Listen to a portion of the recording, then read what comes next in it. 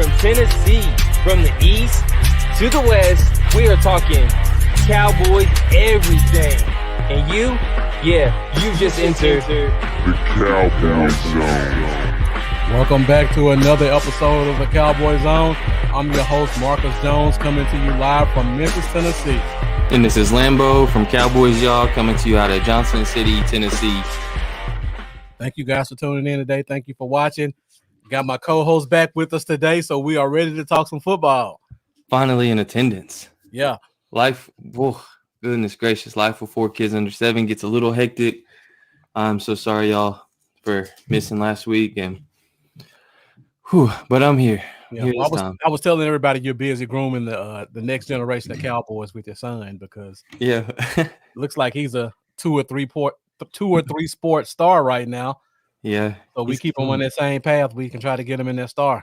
Yeah, he is killing it, man. Hopefully, yeah. That's what I was telling him on the drive home. I was just like, man, we got to stick with at least 3 sports. It gives you a better chance of a scholarship. And I'll say right now, basketball, he's, killing it in this area. Yeah. So hopefully. Oh, man, wow. Look at all the comments coming in already. Let's go. Yeah. And basketball does translate well to football as well. So that's what I told him too. Yeah. We'll keep both of them open until we have to make that decision. Oh, man. And so he's 7 years old. So obviously, like, kids usually don't have great dribbles at 7, or handles. Especially in this area, they'll let kids go with double dribbles and a little bit of traveling here and there because a lot of the kids are just bounce, grab, or like hold it, start dribbling again. I already got him doing left hand side. He can go right, he can go left, he can cross back and forth. He got pinned. They had 2 kids on him. Every time he's a point guard, he brings the ball down court. They got 2 kids on him, man. He crossed 2 kids this game real bad. One of them about fell on the ground, and I about lost it. I had to try to – I didn't want to be disrespectful because I'm a coach on the sideline, but it took everything in me not to jump up and down and scream like, oh, whose kid is that on the ground? Anyway. Yeah, don't be one of those that let Cowboy Dale do that. You try to keep your composure. I had to, man. It was awesome. All right, guys. So thank you everybody for watching. I see the comments are starting to light up pretty quick. So Mark Cantor, as always, thank you for joining. Looking forward to seeing your great comments. Same for you as well, Lamar. I always appreciate you tuning in and joining us.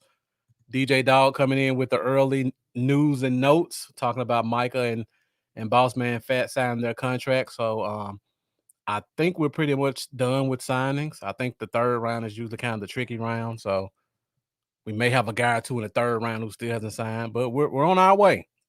We're definitely on our way. All right, C. Burleson, thank you for tuning in. Appreciate it. Supporting us from Texas, the home front for the Cowboys. Eric Berger, one half of Dallas Cowboys Uncensored. Thank you for tuning in. Appreciate your support as always. What's up, everybody? I see you got Rika coming in tomorrow on your show, so I've been wanting to see her for a while in front of the camera, so I'll definitely be tuning in for that. Mark, you're a better man than me. You guys know I watch all Cowboys content. I couldn't watch that. That was pure foolishness. Like, Lambo, these dudes, like, I know our fan base isn't big, but from what the Eagles guys were saying, I'm shocked they even feel like coming on camera. Like, they were just spouting nonsense. Yeah, I couldn't imagine, man. Like, just from getting on Twitter and seeing what Eagles fans is spouting at the mouth, like, it blows your mind. They're out there talking about why isn't Devontae Smith and Jalen Reagor in consideration for a top 5 wide receiver duo, stuff like that. I'm like, I got to log off, man. Right. I got to log off. Oh, get out of here. It's awful. Honestly, guys, you guys are fortunate that we not only have the best team in the NFC East, we have the best group of podcasters because you can go down the line. I don't want to start naming people because the list will be long and I'll leave somebody out. But I could probably name you 15 guys who are going to give you grade A content, not only about the Cowboys, but about football in general. And not only that, but they're going to give you, majority is going to give you real opinions on the team too. They're not usually going to sugarcoat it and be a player writer, if you will, or something like that. They're gonna give it to you real. They're not gonna. So I don't know who watched it more than 5 minutes, but if you did, you're a better man than I did. Yeah. Also wanted to say, I'm sorry. Go ahead. Oh, it's all right. I was just gonna say thank you to Jacob. I'm not sure if you're on the Cowboys Y'all YouTube or the Bluff City Cowboys YouTube, but definitely we appreciate it, and please subscribe to both of us, Cowboys Y'all and Bluff City Cowboys. And thanks again for tuning in. Yeah, thank you. And also, Jacob, this is a very interactive show. Our show is fueled by the Lambo coming out with the hard liquor tonight. No more beer, huh? Crown Apple. Taking it up a level for 53-man roster. Yeah, I got a little Crown Apple, a little sip on. But yeah, Jacob, this show is fueled by the viewers and the fans and taking it straight to the head. That's what I'm talking about, Lambo. So like I was saying, this show is fueled by the viewers and the subscribers and the watchers. So we love your comments. So if you have any questions, you have any comments about anything, Jacob, be sure to get in the comments and let us know. We'll highlight your question and we'll try to hit it as best we can. All right, Shane Odom, thank you for tuning in as always. DJ Dog coming in from Amarillo. Mark, I just don't know. I don't know how people did it, man. I'm telling you. I wouldn't even take an invite from some of those guys. It was that bad. Mendoza, as always, appreciate you joining. I'm sure knowing the type of guy Mendoza is, he probably watched it from beginning to end and was probably destroying the guys in the comments. So thank you for tuning in and watching us. Vic Robles, thank you for tuning in. Appreciate it as always. See my guy Jeff coming in from cutting the grass. Oh man, I got close to an acre and I'm still push mowing. I still ain't got a riding lawnmower, and it is. I feel the pain, man. I bet you're ready to take a cold shower, to sit down on the couch, some joggers on or something. Right. Just chill out, man. Yeah, Charlie, the other half of Dallas Cowboys Uncensored. Let me know when you need the link, if you want to come in and just give us your opinion on what me and Lambo got going. We're talking 53-man roster today. Lambo and I both made our own separate list. So we're going to kind of just go through those and give you guys our pre-training camp predictions. I know me and Charlie, we had a big disagreement on Twitter the other day about the Cowboys home uniforms. I got to hear your opinion on it while you're here, because I was being double teamed by him and Professor O. I know you're big on the seafoam green, right? Well, yeah, it wasn't even just about the seafoam green. I can still do the blue gray that we did last year. Those were nice, the silver bluish tint. It wasn't on that. It was on the royal blue numbers and stripes on the pants and royal blue socks, while keeping the helmet with the normal navy star. And I love it. I think it pops. They say go navy with the socks and everything, the stripes, the numbers. To me, it's a little dull. The royal blue, this is, I don't know, man. It's so fresh on the white. I love it. Yeah. That's just me. I would be cool for an alternative uniform, though. Just like every now and then kind of thing. Mm-hmm. I would like it more if they did the helmet that color, make it a full color rush like they do on Thursday night games sometimes. Oh, you mean like a full from top to bottom? Yeah. I would like to see that. That's the helmet with the jersey. Is what like a navy jersey? Or with the white jersey too, and the silver pants. Whatever. Yeah. I would love to see a color rush. Yeah, I'd like to see a color rush. I would hate to see the homes ever changed. Yeah. You're a traditionalist. That's fine. I am. I'm very traditional. And Professor O is in the comments. Thank you for tuning in. As always, appreciate it. We're talking 53-man roster. I know you're going to disagree with everything I have, because I kind of have an idea of what you're going for in 53. So I know you're going to be lighting us up with comments. And before we get in the 53-man roster, Shane Odom's coming in with a question. So he asked, what are our thoughts on Amari with the ankle injury? Hope is he'll be fine, but I hope CD steps up the game and becomes the number one receiver. Lambo, are you concerned about the ankle injury this early? I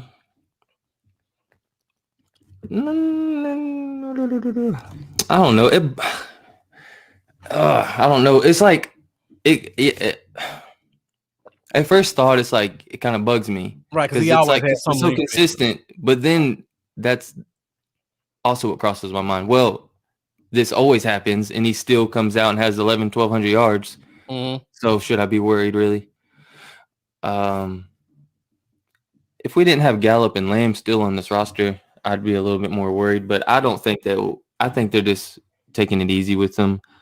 I'm not too worried about it right now. I agree. I think it's just too early, really, into this or to this whole thing to push him. There's no reason to push him right now. If he's having a little bit of soreness, just let him rest up. I think they're just playing it safe, extra safe. Really, I don't really think there's any reason to worry at this point. Yeah, I'm the same way. Just like you said, echo what you said. If we didn't have two very talented wide receivers behind him, I would be really concerned. And then you got a guy like Semi coming in, and then you still got Sid and Noah. You have guys that if something were to happen that was bad, we can backfill that spot and still be successful. But because we got that talent, and then it's training camp. Like I rarely watch training camp news because it's like football orientation. That's what I call it. You got a bunch of guys who've been sitting at home for a couple months. They come in, they're in shorts, they're in helmets. Yeah. All they're doing is just running around. There's no contact. They haven't even installed the playbook yet. So for me, I'm really not concerned about what's going on right now. And just like Mendoza said, let's see where he is as July ends. Exactly. Until we get in pads, I'm not really concerned about anything. I believe they cut OTAs a day short. So Yeah. the veterans are home now, and the rookies are sticking around for another week. Yeah, it's supposed to be a team building thing. They cut it a day short, do some team building, they said on that last day. Something like that. Yeah. I see we got the Wuggle coming in. Thank you for joining us as always. Appreciate you supporting. Hey, Wuggle. And yeah, before we get started, like I said before, we're talking 53-man roster. Go ahead, Lambo. I was going to say, I meant to say it earlier. Please share. That's what I was doing right now. Apologize, but share away. Share, then share some more. Yeah. Share it to your personal page. Share it to your favorite page. Be sure to like it. Make sure you guys hit that like. If you haven't done so already, hit that bell. Your participation and your engagement helps us fuel the show. So we appreciate all the guys that we have that are consistently here. And we just want to keep continuing to grow Cowboy Zone Nation. And we need you guys' support for that. Yeah. And also, before we get started, if you feel the need to send us a donation to help us keep growing and keep expanding, our cash app's at the bottom. Shout out to Taiwan, who consistently gives every week to us. Taiwan, amazing. Yeah, I mean, we appreciate it so much. Right. Even if he watches or not, Taiwan still supports us, and we don't shout him out as much as we should. So Taiwan, if you're watching or if you're gonna watch this later, man, thank you for your support. We appreciate the $5 hollers, as my guy Big Game James says. We appreciate your support. We appreciate you just showing us that you believe in what we do. So thank you. And it adds up, man. I mean, I think Taiwan's the only person that's gay for months, and those every time he throws $5 at a show, it bought my son's new battle mouthpieces for tackle football season, little things like that. It means a lot, man. It really helps. All right, so let's get into it real quick. Let's go ahead and hit this 53-man roster. And Jacob Trevino, thank you for sharing. Appreciate your support coming in early. Jacob Trevino is a first-time watcher. He's already sharing. For you guys that are veterans, make sure you follow his lead. Make sure you share this. Make sure you like it. I see I got one of my guys in the photography brotherhood, my guy Will Weeks. Thank you for watching. I don't know what team you're a fan of. I don't think it's the Cowboys. So thank you for coming in for a second and hitting us with a question as well. So Lambo, any players you think the Cowboys should push for in a trade? If I'm looking at our roster right now, the only thing I'll probably at this moment, at least until we see how things kind of ride out a little bit longer, depending on what they think they're getting out of these young corners, I mean, I would still consider that. The thought of Anthony Brown being a possible starter on one side that I don't like. We'll get to that. We'll get to that 53-man roster. They're not gonna like what I say. I don't like that. And I mean, maybe some center depth is a good wouldn't be a bad idea. So, I could see something like that. Maybe nothing huge, no huge splashes. Obviously, I think we're still trying to play it safe with the money, Right? But some depth pieces, maybe. I'm terrified of the center position. I talk about it every week. Yeah, we have to have a veteran to come in and be a backup because we don't know if Tyler B is going to be ready week 1. I mean, he's out there right now, but history has shown, the little bit of history we have, he's going to miss 4 or 5 games, even going back to college. Yeah. And as much as I like Connor McGovern, I like him coming out, I don't know what he is at center. He played it very little in college. He hasn't played at all in the NFL. He hasn't played much in the NFL. I don't know what he is. And I don't want to see our high-powered offense be hindered by, in my opinion, the second most important position on the offensive line behind left tackle. That's how important center is to me. And for everybody who talks about Tyron Smith and how we have to get backups for him, that center position is just as important because they make all the calls. And you can't just throw a guy in there just because he can snap the ball and expect him to know how to make the line adjustments. Very, very serious thing. Yeah, Mark Hunter, I saw him. He's kicking field goals. He needs to save the hamstring for when it's time to do some snaps and take on a nose tackle. And Mark Hunter, as always, appreciate your support. Thank you for sharing. I see Taiwan came in. Thank you, man. Really appreciate your support. Thank you. And yeah, we're setting up our second fantasy league again soon. So we sent a couple of guys some invites. Lambo wearing the sleeper shirt, already representing. I was a brand ambassador. Sleeper hit me up and was just like, "Hey, you do some promoting?" I was like, "Yeah, y'all guys are awesome." They sent me a shirt. Okay. So we're gonna do our league again this year. We've sent a couple of invites out to some guys. So if you've gotten one, be sure to check your email. Taiwan, definitely you for all your support. Make sure you check your inbox so we can get you in this league. We do have a trophy, and we are going to give away a prize. Yeah, George T, former Cowboy safety, defender of the star, will be back playing fantasy football as well.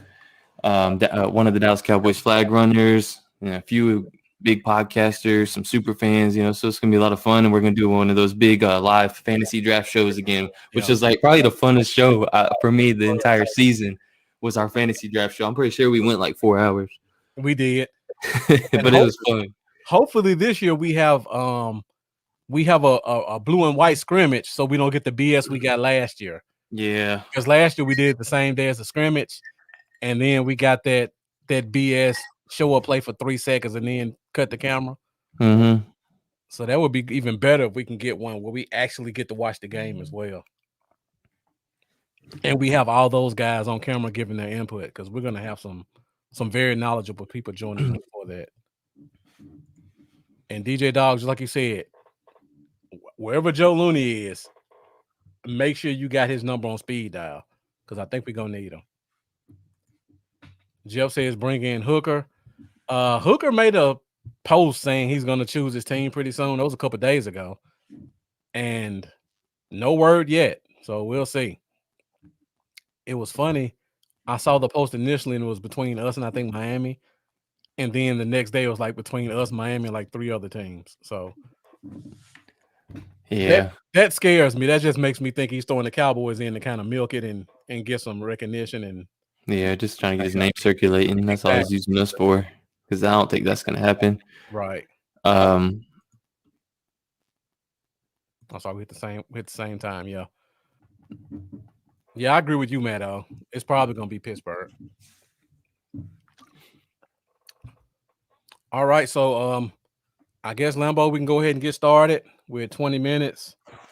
Shouldn't take long to go through this. Like I said before, a couple weeks ago, last time Lambo was here, we talked about the 53, and we kind of gave our prediction of the positions and the amount of people we will keep at each position.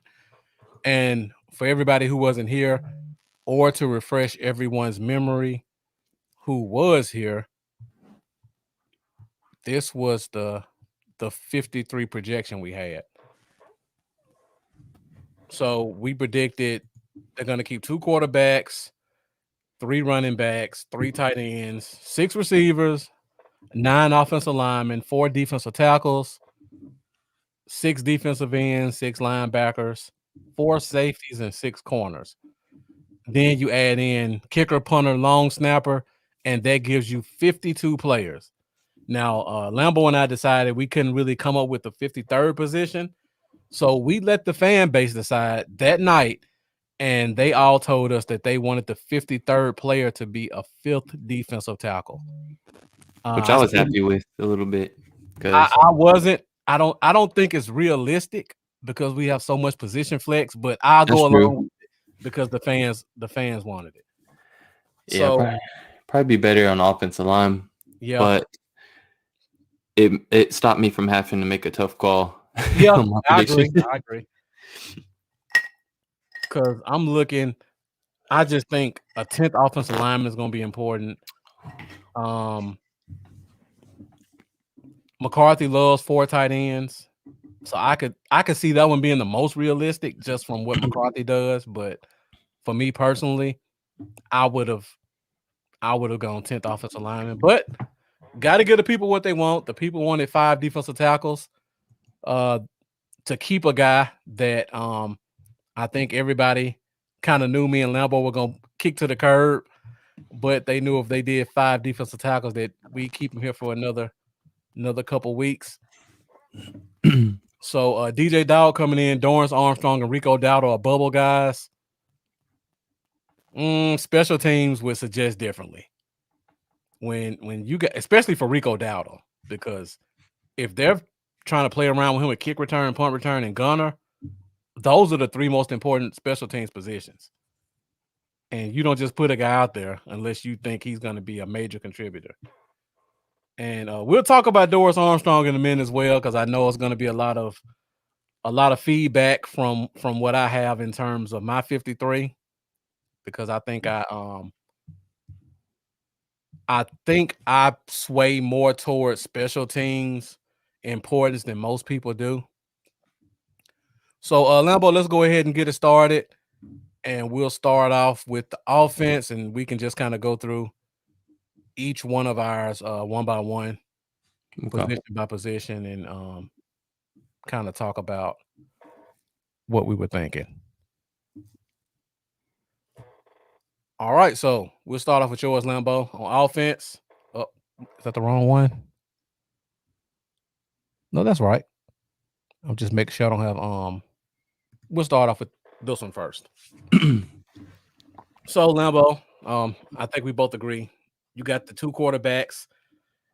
Do you think Cooper Rush has any shot of getting that number 2 spot or being DiNucci? Ben DiNucci, I'm gonna say no. He was, although I mean, it wasn't like he had a ton of playing time last year, but you could just see that the guy was very, very far off from being anything close to ready to be an NFL backup. And pretty much anytime there's an interception in camp, it's from him. But DiNucci, I say definitely not. Cooper Rush, I mean, I'm still leaning towards Gilbert, but I wouldn't count Cooper Rush completely out just yet. I think they will give them the opportunity to earn that job and do a little bit of a battle with each other on that. So it would be between Rush and Gilbert, but I give it like a 60-40 split. It's going to be Gilbert. I mean, just thinking back to the Pittsburgh game, how he came in and did what he did, and now he's got more time with the guys. I feel like he could be a solid backup for us. I'm hoping it's Gilbert. Yeah. I think it's going to be Gilbert. Yeah, I'm pretty much with you. I look at what McCarthy likes in quarterbacks. He likes big, strong arm, mobile quarterbacks. Cooper Rush doesn't give you that. Cooper Rush is a very smart quarterback. He has a good arm, but it's not strong, but he's very accurate. And I think people forget how accurate he was in those last 2 preseasons that we had, where in one of them, he was probably the best preseason quarterback in the NFL. Like, people forget that. And then we drafted that guy in the 5th round. I can't even think of his name right now because I tried to black it out. And he obviously sucked. And they brought Cooper Rush in. He pretty much saved preseason and was able to let us run plays. So I think I'm with you, Lambo. I think it's 60-40 in terms of Gilbert and Rush. And they could bring a quarterback in, but I'm telling you guys, I've said this before. When McCarthy brought in his buddy as a consultant, that was directly for Ben DiNucci. I'm telling you, he's trying to make that guy into our backup. So that's something to be aware of. Yeah. I hate that. And Professor O, it's Mike White. Mike White, yeah, thank you. Ugh. Western Kentucky, I believe. So and looking crazy came with the question. We'll keep Dowdle, and he asked if CJ is our gunner. Actually, we have 2 gunners. There's a gunner on each side on the punt team. So we have 2 gunners. Last year it was Darian Thompson, and I believe Cedric Wilson played a little bit of gunner, but he didn't play it on obvious return downs. So those were our 2 gunners. Honestly, I think Darian Thompson's on the bubble. I think Cedric Wilson's on the bubble. So I feel like Dowdle's spot is secure. Yeah, he, like you said, special teams is going to be key. They've been working Pollard a little bit more receiving. I don't know how serious that's going to be going forward, but it does possibly open up a few doors for Rico to get a few extra snaps in the backfield. Maybe we'll see, but yeah, it's going to be interesting. And like you say, Goodwin, of course, is our best special teamer. By far. That's what's saving his ass on the team, really, because everybody was talking about, did you see Gallup's catch? I like rewind it and pause it and look at who is covering him. It was exactly. Goodwin. He was catching over Goodwin. Everybody's going to catch over him. He's not going to be out in the field taking snaps at cornerback. Yep, I agree. So, and got a bunch of questions and comments coming in, so it's hard to keep up with them. Looking crazy ask about what about Sprinkle as the 3rd tight end. We'll talk about Sprinkle once I get to my list. I think mine's a little bit different from Lambo in that spot. Jacob Trevino says cut both Rush and DiNucci, bring Rush back to the practice squad. I agree 100% Trevino, but I'm telling you, Mike McCarthy really likes Ben DiNucci. He's going to stick around. And I feel like the consultant brought in kind of solidifies that. And the fact that they did not bring in another quarterback for training camp. Because when training camp starts, you need camp arms. I know you guys have heard that quite a bit, the phrase camp arms. You got to have a bunch of guys who can throw the ball during practice because you're going to be doing a lot of 7-on-7s. You're going to be doing a lot of teamwork. You're going to be doing a lot of situational goal line stuff. And honestly, Dak's going to be taking it pretty easy during training camp, in my opinion. So you're going to need as many guys as you can who can throw it 60, 70 times a day in camp. And the fact that they didn't bring a guy in lets me know they're going to be putting that load quite a bit on these young guys to kind of do that. Yeah, and thank you, Maddo. You said Mike White. And DJ Dog says the 3rd tight end and 3rd running back will be up for discussion. Yeah, definitely. It's definitely with McKeon and Sprinkle is definitely gonna be a good battle. Mm-hmm. It'll be a tough one. And I think Sprinkle, or when I think McKeon, when you come in here as an undrafted guy and you make the team, you've definitely got the attention of the coaching staff. There's something you did where you grew onto them. And, it's tough to make the team as an undrafted guy. Yeah, definitely. And you look at both these guys, what they're good at is blocking. So Sprinkle's main thing is blocking. McKeon in Michigan, he was a great inline blocker and whatnot. And that's basically most of what he did. I view with him being a younger guy, him being in the system with us last year, just being around the team, making it undrafted, and then he still has a higher potential to me because we've seen Sprinkle enough in the NFL to know what his ceiling is. Yep. I feel like McKeon, we don't really know. And you look at, he had very limited targets. So you don't know if he can produce more at receiving yet. We know he's a good blocker. We know Sprinkle's a good blocker. But he still has the opportunity to be a better receiver than what Sprinkle can provide, in my opinion. And, if something could be said about when he finally started getting a few extra targets in Michigan his last year, I think he had like 18.1 per reception, yards per reception. Although, he had few targets, but it showed that little spark that they haven't been using him like that. But yeah, I don't know. I mean, the possibility's still there. I just picked him really because I felt like it was a higher potential to go out there and produce, and can't disagree with that. It'll be one of the best battles, of the camp is looking at that third tight end spot. At least one of the closest battles, I guess you could say. And for you guys who follow us, last year we had David Hellman on the show to talk 53-man roster, which was a major honor for us. And he told us on the show that if Mike McCarthy didn't draft Ben DiNucci, which we knew he loved, the pick was going to be Sean McKeon. So that's how much the franchise or the offensive coordinator and the head coach really like this guy. So because of that reason, he has a shot to stick around.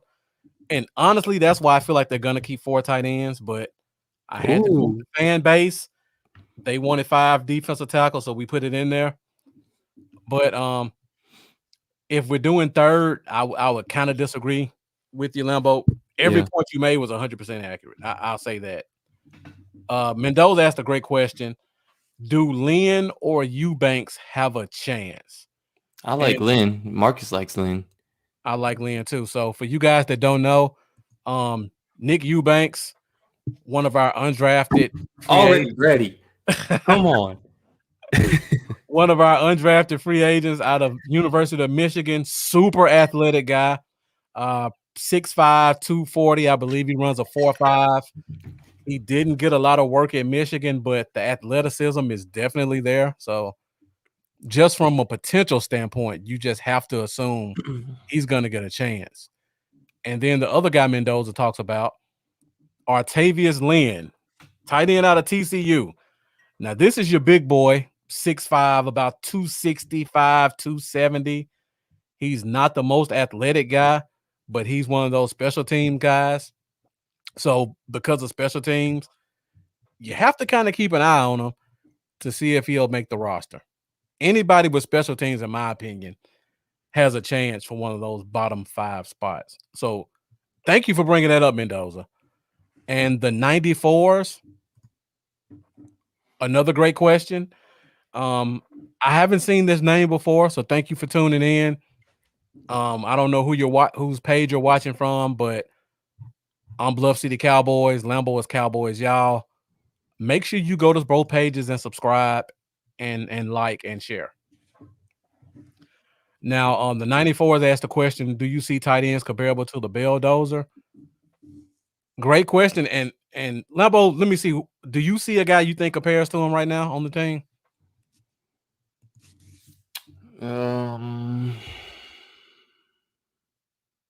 mean, in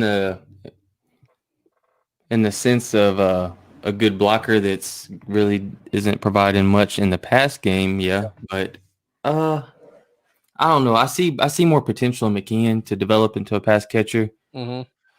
I guess I mean I'd lean more so Sprinkle. Exactly. I was going to say the same thing. That's why I give Sprinkle the heads up over McKeon, because I feel like I went back and looked and did a little bit of homework on Sprinkle. Sprinkle at Arkansas, he was their special teams ace for 3 years. He played all 6 special teams, which is ridiculous. Like, you rarely hear the guy that play all 6 special teams. He did it for 3 years. He started his senior year, and then he cut it down to like 2 special teams. He came into the league He played 5 special teams. He played every special teams but field goal block. And on top of that, he has 33 starts in the NFL. They weren't productive starts, but they were starts. And for me, for those 2 reasons, I think that kind of gives Sprinkle a little bit of a nod over McKeon for number 3. Yeah. But again, I think we're keeping 4 tight ends. So yeah, we'll see. And Matt O says Eubanks' age is the biggest knock on him. He'll be turning 25 this year. He may be, he may come in and be our oldest tight end because I don't think Blake Jarwin's that old, if I'm not mistaken.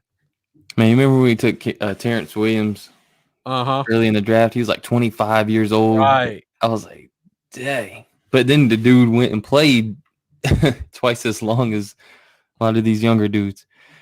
That's funny.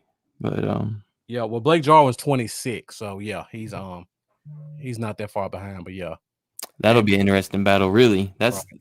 I mean, the whole tight end, I'm tight end 1, 2, and 3 is gonna be crazy. I mean, Schultz showed a lot last year. And next week, just to give you guys a head up, Lambo and I are going to talk about the top 5 position battles going into camp. So Lambo just gave you a little bit of a nugget from one of them that we'll be talking about next week with the tight end position. And I see we got Beard Gang coming in. Appreciate you tuning in as always, man. Thanks. And the 94s, I just got that ding. So thank you for subscribing as well. Appreciate that. Do we have any more questions? Jacob Trevino says with 17 games, you got to keep more than 2 running backs. That's definitely true. And especially if you like a guy. Because people just say running backs are a dime a dozen. But if you really like a guy, and I love Rico Dowdle. I love him in South Carolina. The only thing that held him back was injuries. And to be honest, that would be a great 1, 2, 3 punch if we had the team where we could fit all 3 of them in our offense. But we just don't. But if heaven forbid something happened to Zeke or Pollard, I would have no problem with Rico Dowdle being our number 2 because he has that kind of ability. Yeah, and Mendoza says Jarwin is a yard eater. Yeah, he definitely can run. I think he played receiver at Oklahoma State, if I'm not mistaken. So he definitely has it. Jacob Trevino, great question. Lambo, I guess I'll throw this one to you as well.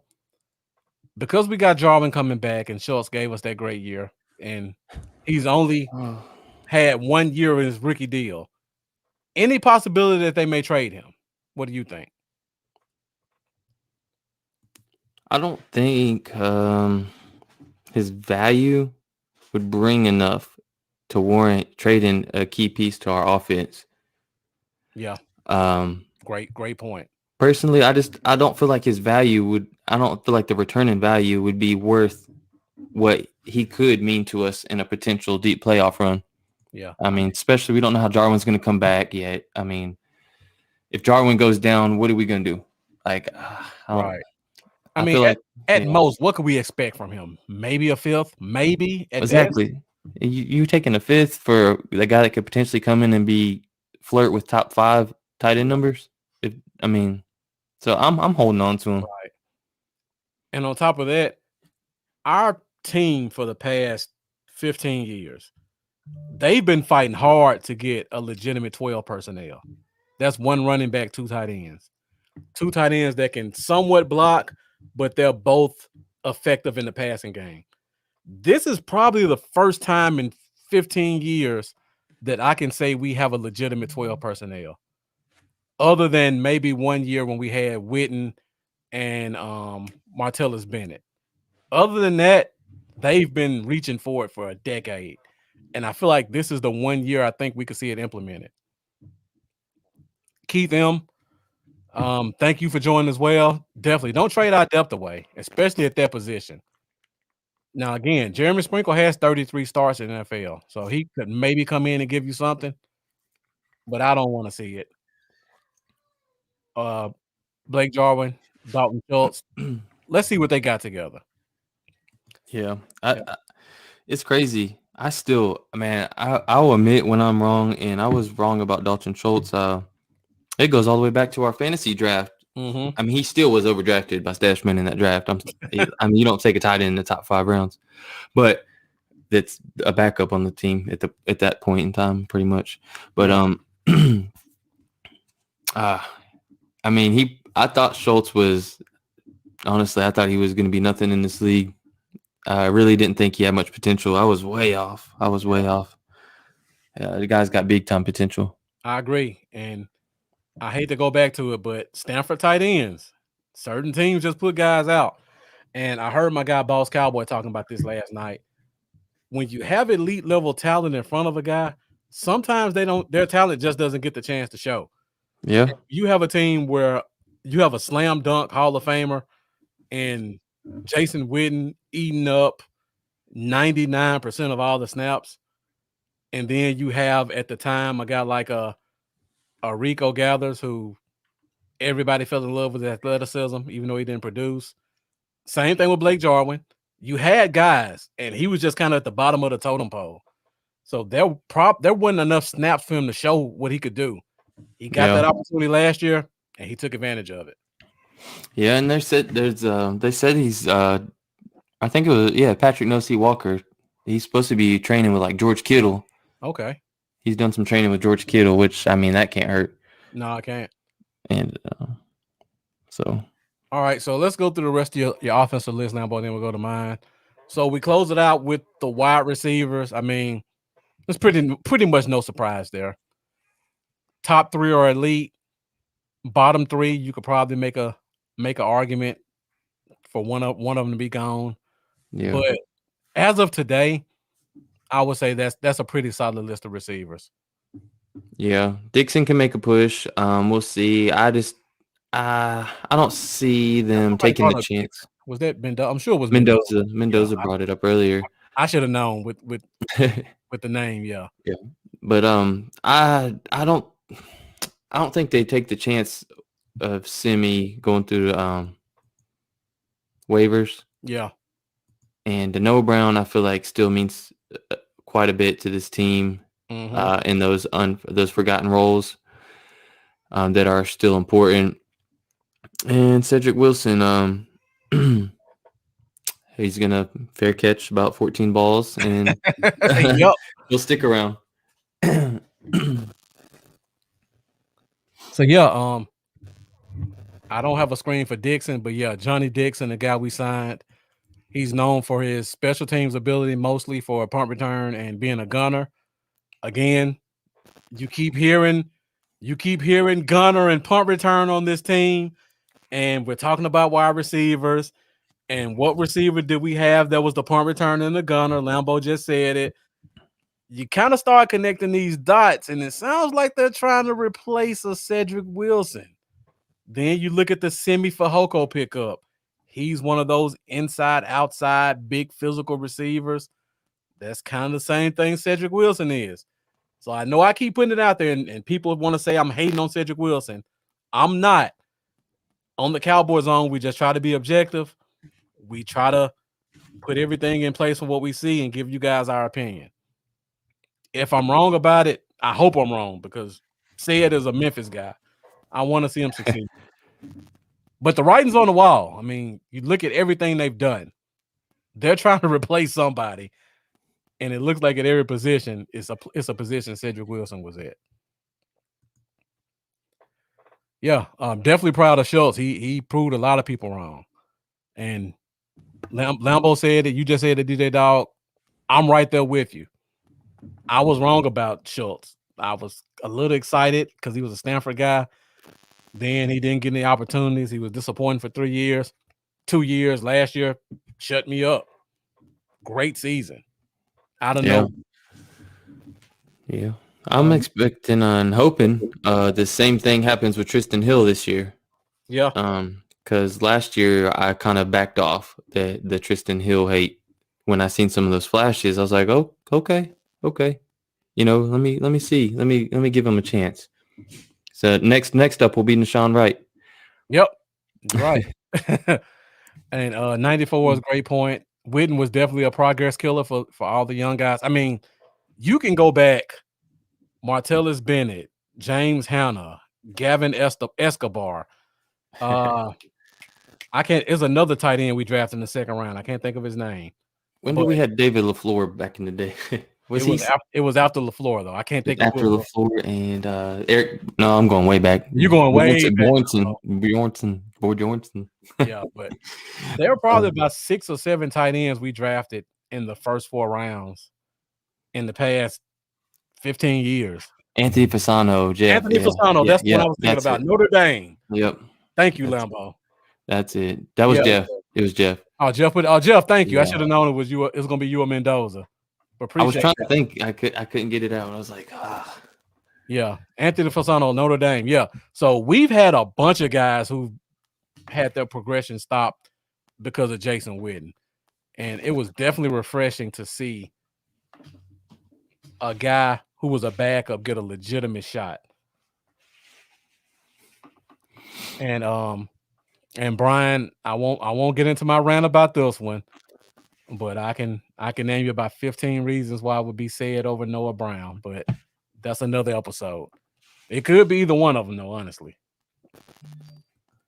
because they're both kind of known for special teams, and we're steady bringing in special teams guys. All right, so let's go to offensive line for you, Lambo, and then we'll put mine up. So we talk offensive line. 1, 2, 3, 4.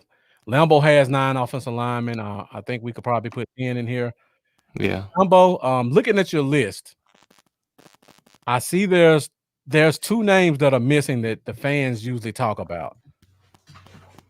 One of them is the late round pick, Matt Farniok. Mm-hmm. And the other one is the guy we just signed in Ty Nsekhe.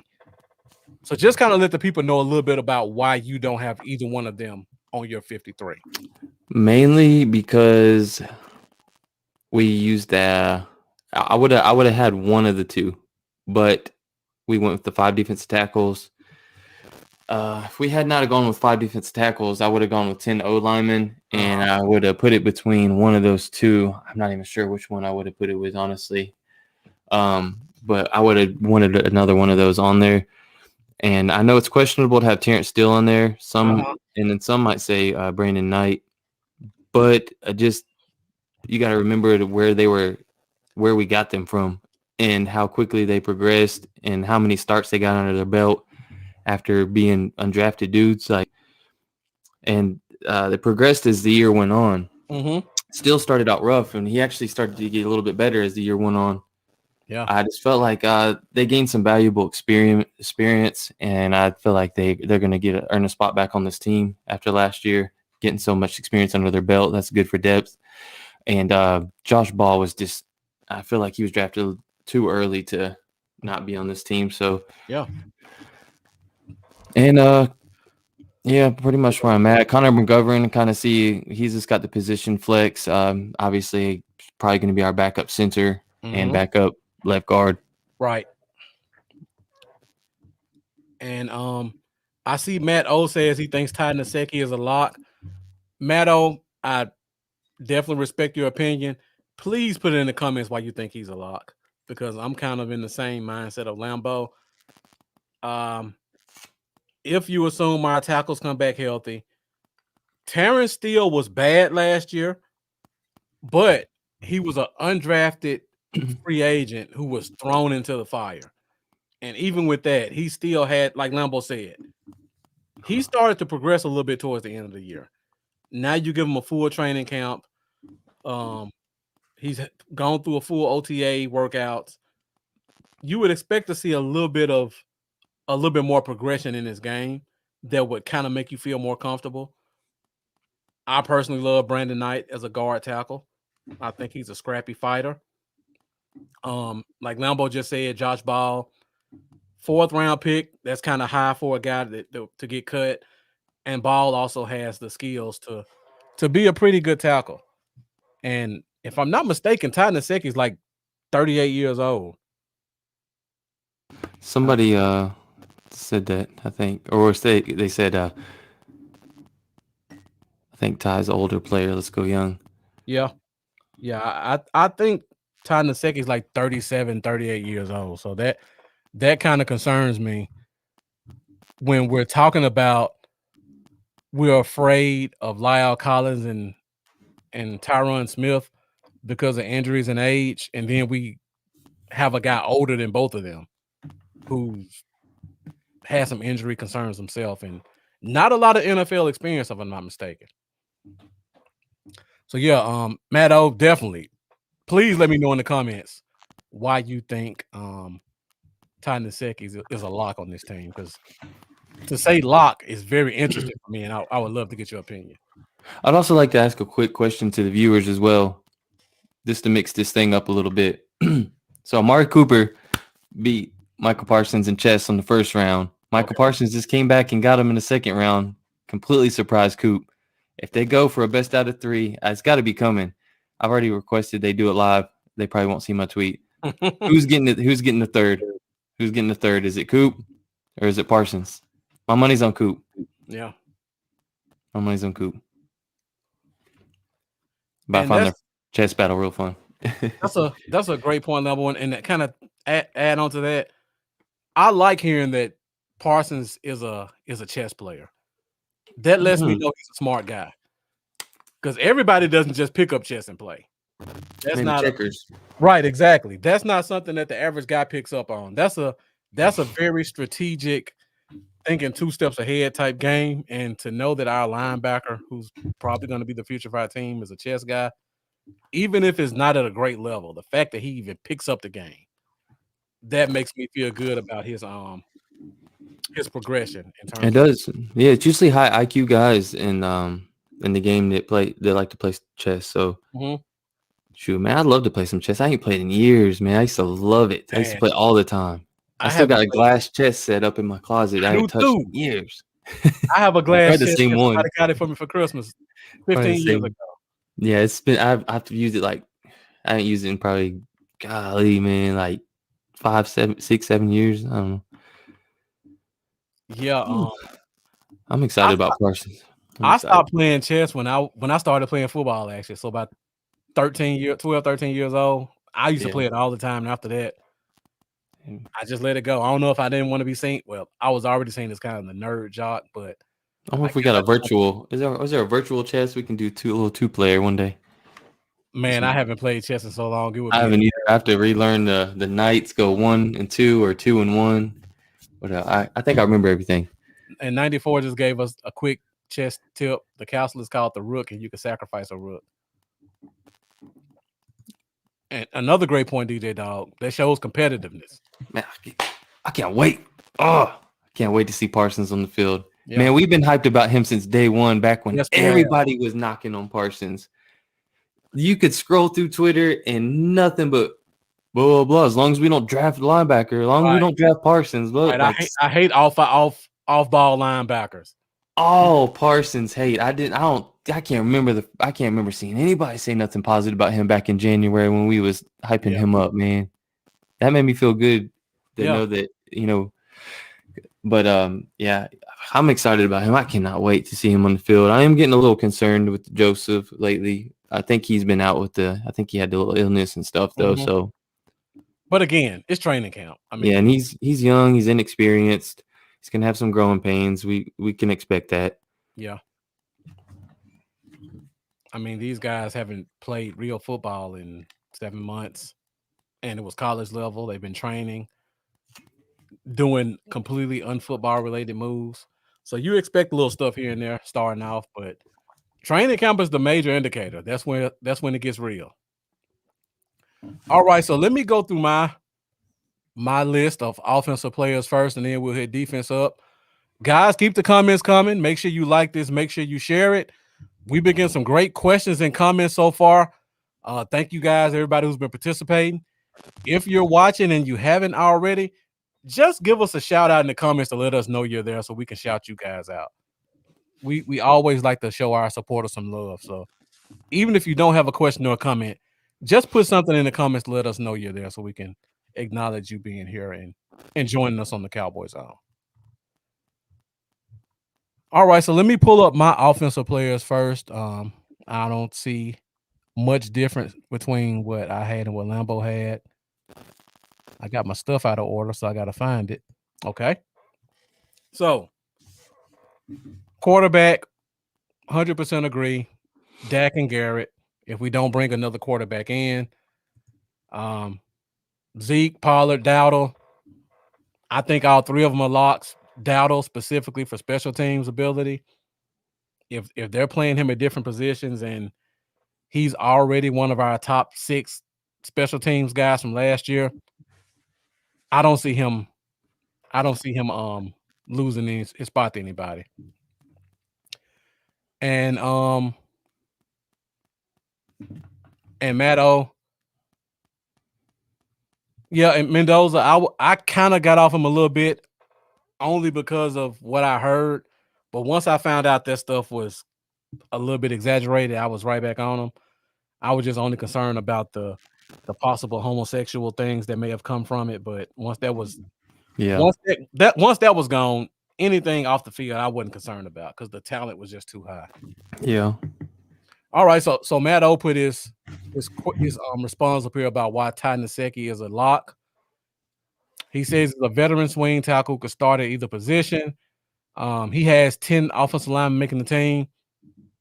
I think Lambo and I both agree with that, but for the purposes of this exercise, we let the fan base decide where the 53rd position was, and they went against us. So we both agree with 10 as well. And he's graded out as a top 50 offensive tackle in 3 of the last 5 seasons with an elite run block grade. That's a very strong argument. I can't disagree with that. So now, because you said that, you make me have to go back and look at Ty Nsekhe tape to see what type of player we got. So thank you for that, Matto. I appreciate you putting more work on me to take a look at him. And I see he's been in and out of the league quite a bit. And his last stop was at Buffalo. So I'll take a look at that, but I'll say this before I go into my offensive guys. When I look at that, I feel like there could be a little bit of fool's gold. And it's kind of the same thing I said about Orlando Brown, which people kill me for.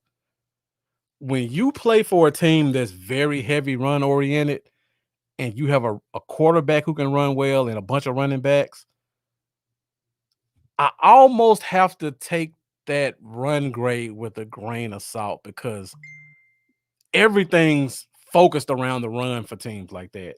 Buffalo and Baltimore specifically. So he may have graded out well, but how much of that was your quarterback can just drag a guy for 5 yards? And your quarterback puts the fear of God in guys to make them stay honest, and all he has to do is kind of get in the way. Just something to think about. I know you're big on the PFF stuff, and I am too, but certain stuff like that with a team like Buffalo or Baltimore, those players kind of concern me. And Matt O kind of follows that up saying with the instability, you want a guy who knows the NFL game. I mean, that's a good point too, but experience only means so much over talent. And we talk about it with other positions.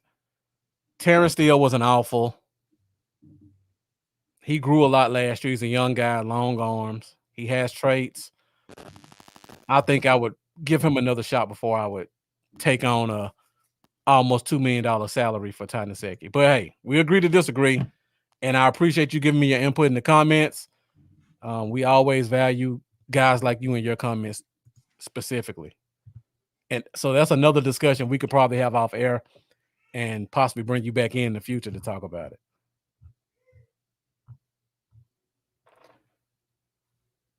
Oh, he didn't. I didn't think he. Whoa, who is that? Hey, hold on. All right, so George was talking. Please give an intro to this one, Lambo, because I did not see this one come. Before you bring him on, this is a little surprise for y'all that I hooked. This is a surprise for me. I didn't think George was gonna do it, but George said he said he was talking about the weekend starts now. It's Friday or something like that. I just was like, join live, bro. And he was just like, y'all are on. I was like, yes, sir. And I sent him a link, and here is Defender of the Star, Cowboy great George Teague. Hold on, I didn't bring him in. Oh, he's not there. Not yet. We got him now. Defender of the Star, George Teague. Let's do it again. Boom. We got him. Oh yeah, baby. Oh yeah. What's happening, fellas? What's Hey, up? George, thank you for joining, man. This is a shock to me. I didn't know he gave you a link. Man, see, y'all Hey. underestimate me, man. What's going on, man? I'm supposed to be your boy.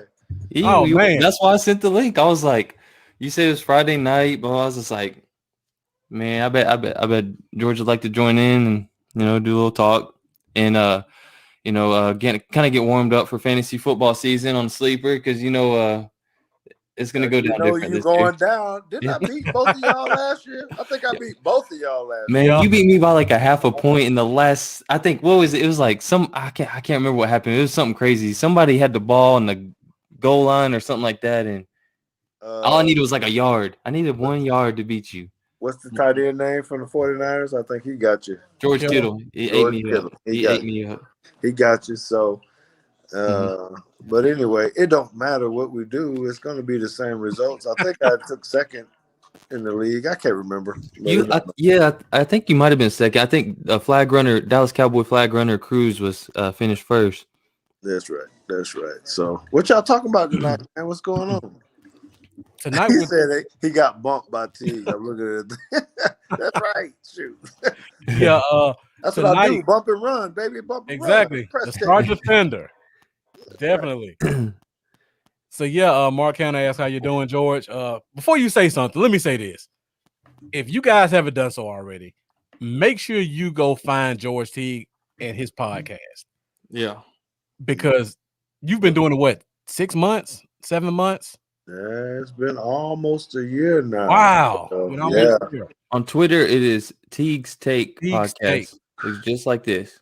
Yes, sir. Yes. Man, the growth is insane. Like what you're doing over there, I'm really impressed, man. Like that's awesome. Like the format you got, the guests you're bringing in, and the content you and your son are putting out, amazing. Yeah, it's awesome. I appreciate it, man. We've really been dialed in, and I know that you've been very helpful in giving feedback on how to grow it and just do things. So we've we've switched it up we're actually going to change a little bit again here pretty soon. Okay. Not I don't think it's a bad thing. It's just JT's really good. My son is really, really good at what he does. He brings a different aspect to it, and the guests are I'm really having to turn down guests now. Wow, that's amazing.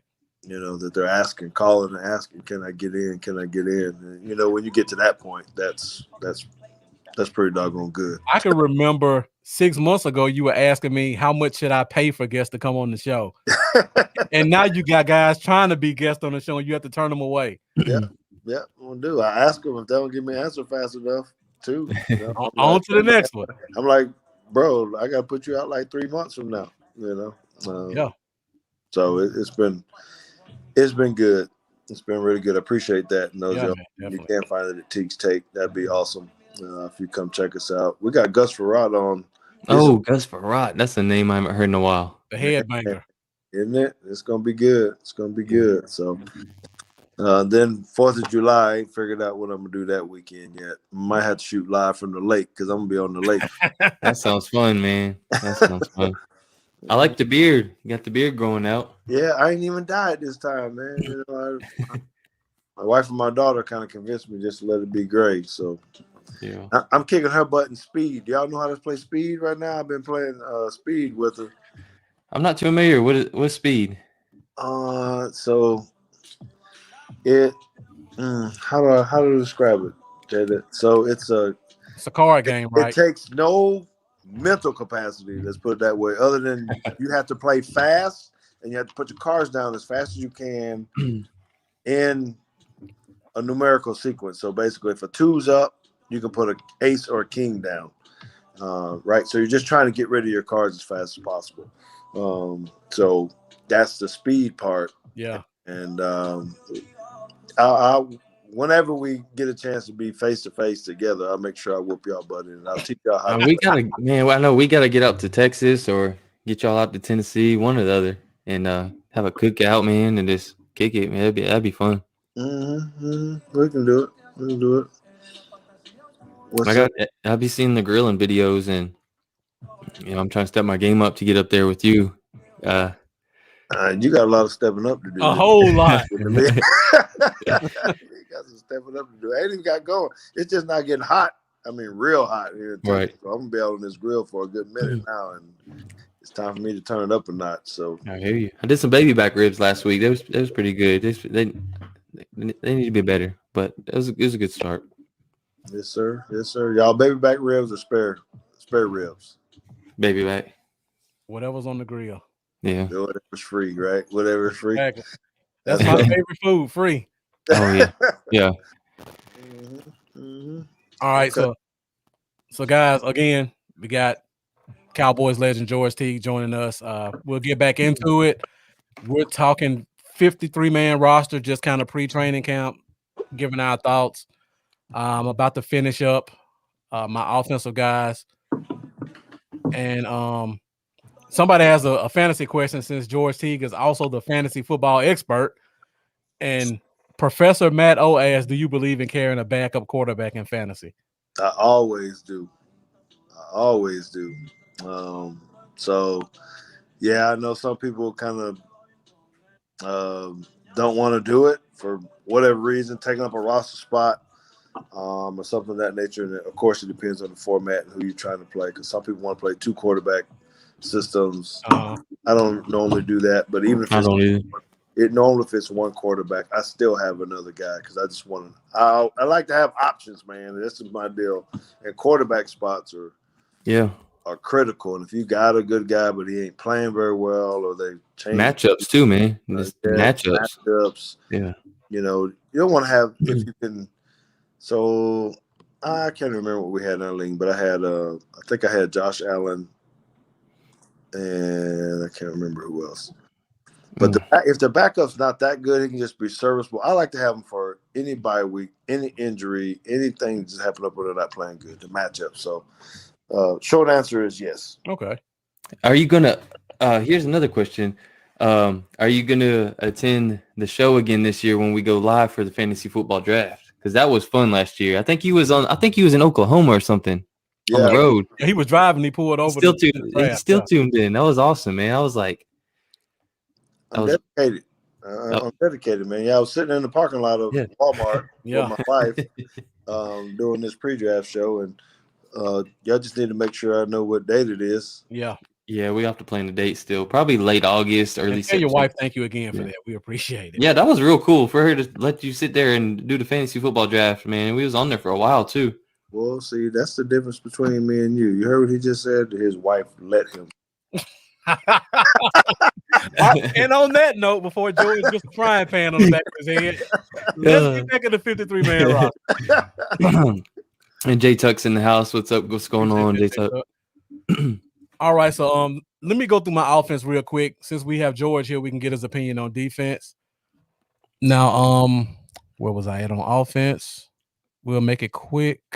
I think, we was hitting on. I think the differences you had was Sprinkle, really. Yeah. So I put Jeremy Sprinkle as my number 3 tight end, just because, again, special teams ability.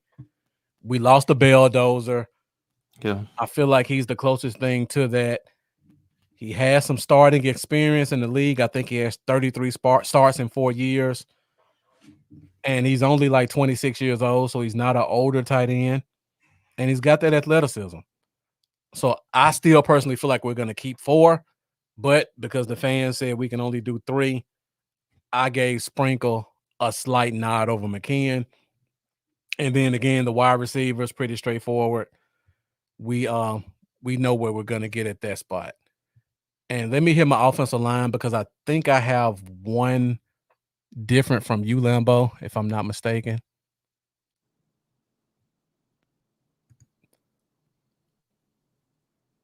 No, I didn't have one different. So, yeah, we got the same offensive line group. Yeah. Again, I think we're going to keep 10, but The fan said no, so we had to go with 9. Matt O made a great argument for Ty Nsekhe, but I still feel like you draft a guy like Josh Ball. You still got Brandon Knight. Terrence Steele was pretty bad last year, but you hope he kind of grows. So you hope those guys kind of step up. I feel like every year we have a guy that we pick up in free agency that's kind of a just in case we don't hit in the draft. And I feel like Ty Nsekhe was that guy. We didn't know if we were going to get a tackle. Josh Ball fell in our lap because of the off-field domestic violence stuff. So we got the tackle. I feel like that makes him and his almost $2 million cap hit expendable at this point on a team that loves to save money. And we got J Tuck coming in saying he's taking a fantasy title this year. Nope. We'll see about that. It's a fluke, y'all. I think I beat him too, didn't I? Last year. Well, anyway. We'll throw a little on it this year, y'all. Last year was kind of like an experimental. Throw a little on it. I ain't playing if there ain't no little something in it. We gotta put a little something in it. We already got the trophy, George. We already Bluff's got a I don't know if you've seen it, George. No, we didn't share it yet, did we, Marcus? I got it right here if I can grab it. Yeah. He's got a I mean, it's a nice trophy. It's like, let me grab it real quick. Probably like 2 feet tall. You can go ahead and put my name on it too. Don't even worry about it. Especially if you go 12 team. But hey, I know one thing's for sure. We might end up with some good teams if we have a couple of the guys in the league drafting tight ends in the first round again. Man, I'm telling you. Hey, this all looks good on what you guys put up as far as the. What we're playing for this year. I like that. I like that a lot. It's gonna look good. I got a spot for that. I already got a spot for it. Not leaving Memphis. Yeah, it'll be good, but it's a big trophy, and I'll probably make a Cowboy Zone fantasy football champion T-shirt too for the winner. My wife runs a online clothing boutique, primpedandpurtyboutique.com. And she, so we make T-shirts and stuff now. So I'll probably make a league champion T-shirt too, and we'll throw it in with the trophy. That'd be cool. Yeah, send me one of those extra large. Yeah, I can't comment a whole lot about on you guys' rock. You guys just put up because the past weeks I interned in Dallas. Okay, and watching practices. I was an intern coach there, so being up and close and being on the field in that practice, kind of not at liberty to say as much as what I would normally say. Well, you could tell us off the air, and we'll just pretend like it's our perception. our opinion. Yeah. Right. So I got to be real careful with so, that. Got the question by Shane Odom. Honestly, I don't think it'll really affect how he coaches. I know loss of a father is pretty big. Yeah. But that's the nature of the league. Life goes on. Everybody's a professional, got to do their job. Yeah. I mean, maybe if we had a game this week. Yeah.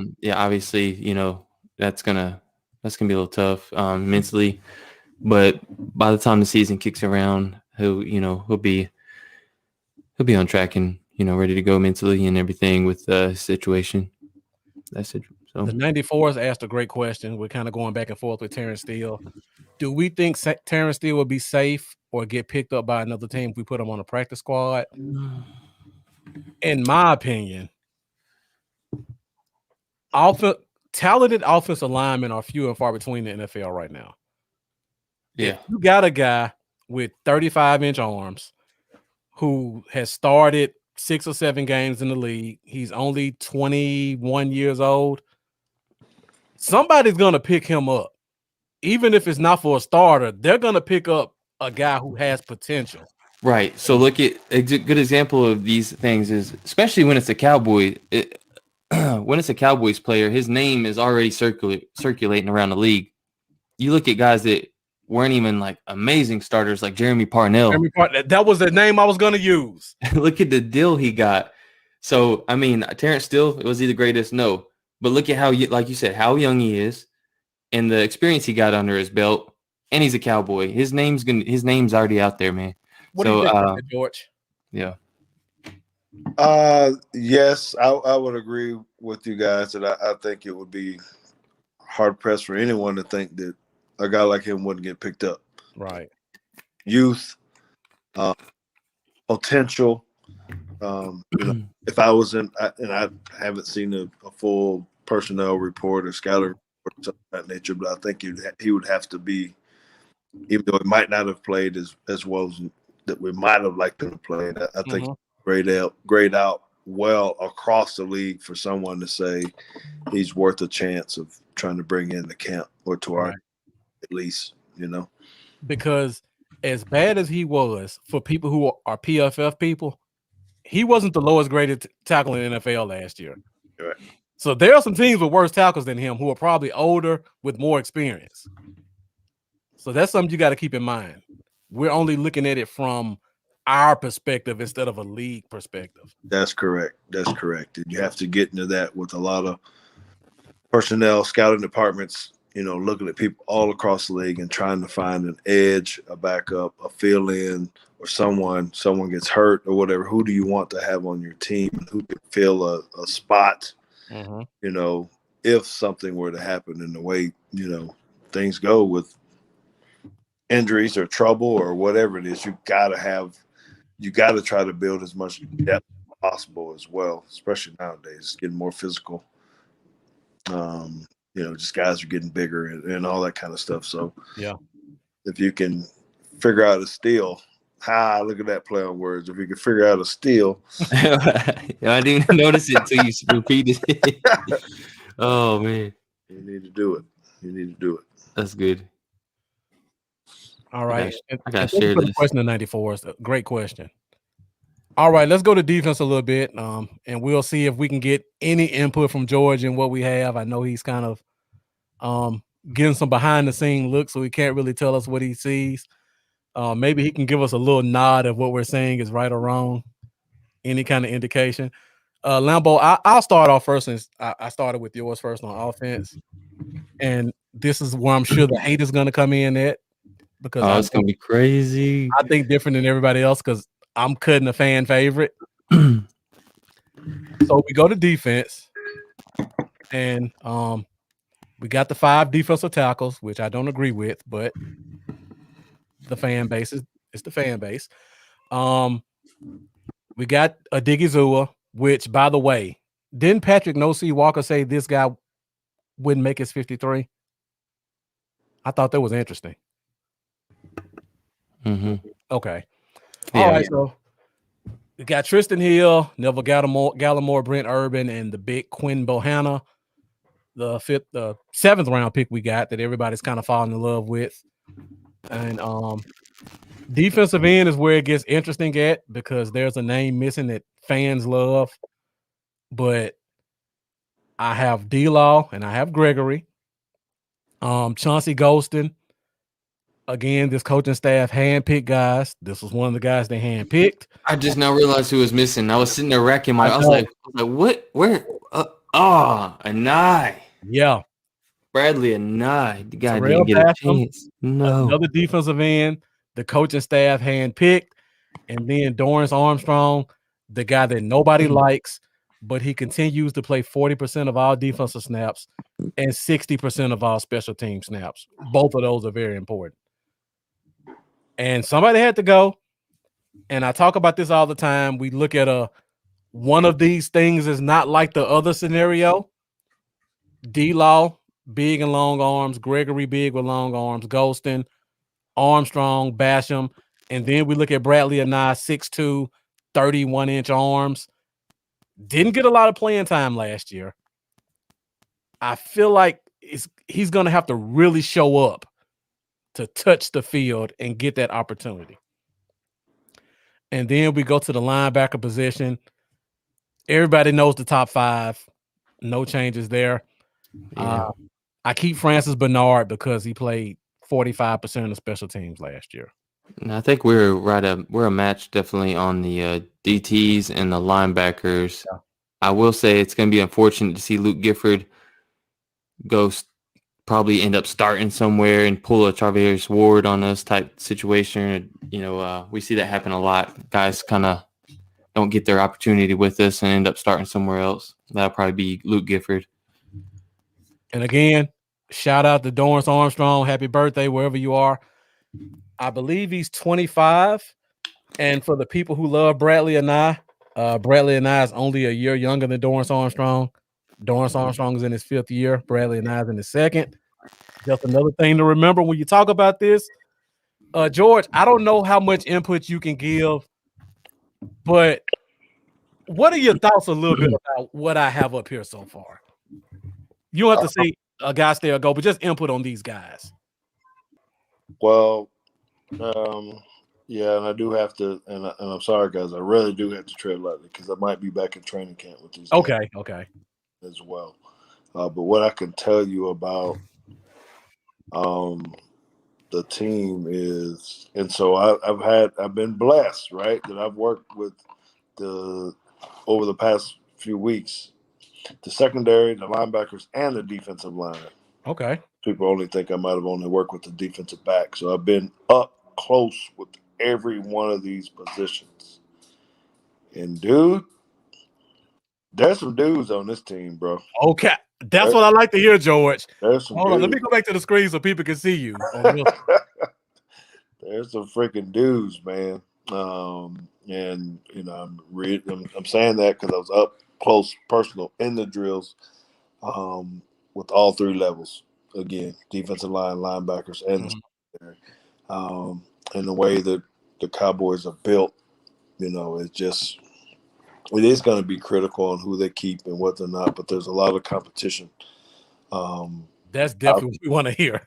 There's a lot of competition. I love it. In areas that are definitely going to make the team better. Great.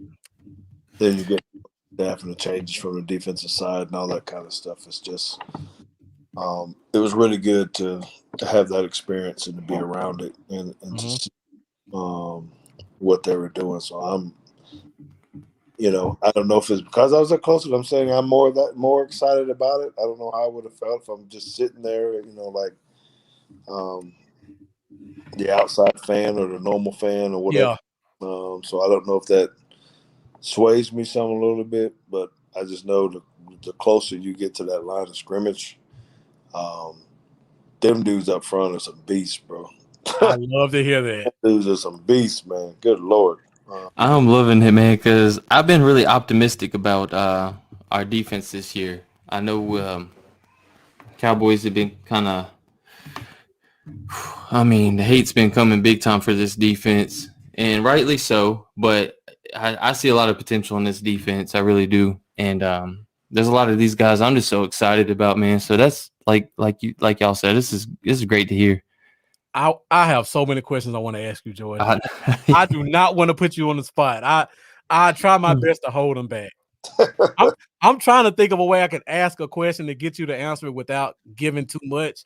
But I want to ask some questions. I ain't had that much wine or that much Fireball right now. So it ain't happening. I don't want to. Let me ship you this Crown Apple real quick. Oh, I love Crown Apple too. Right I don't want to see a headline pop up that George Teague is kicked off the field because he gave too much info on an unnamed podcast. Because they wouldn't put our name up there. This is a very good podcast, and I know there's a lot of people listening. So I don't know. There's another month of times everyone's about to be off and gone and back into camp, and it's gonna be very.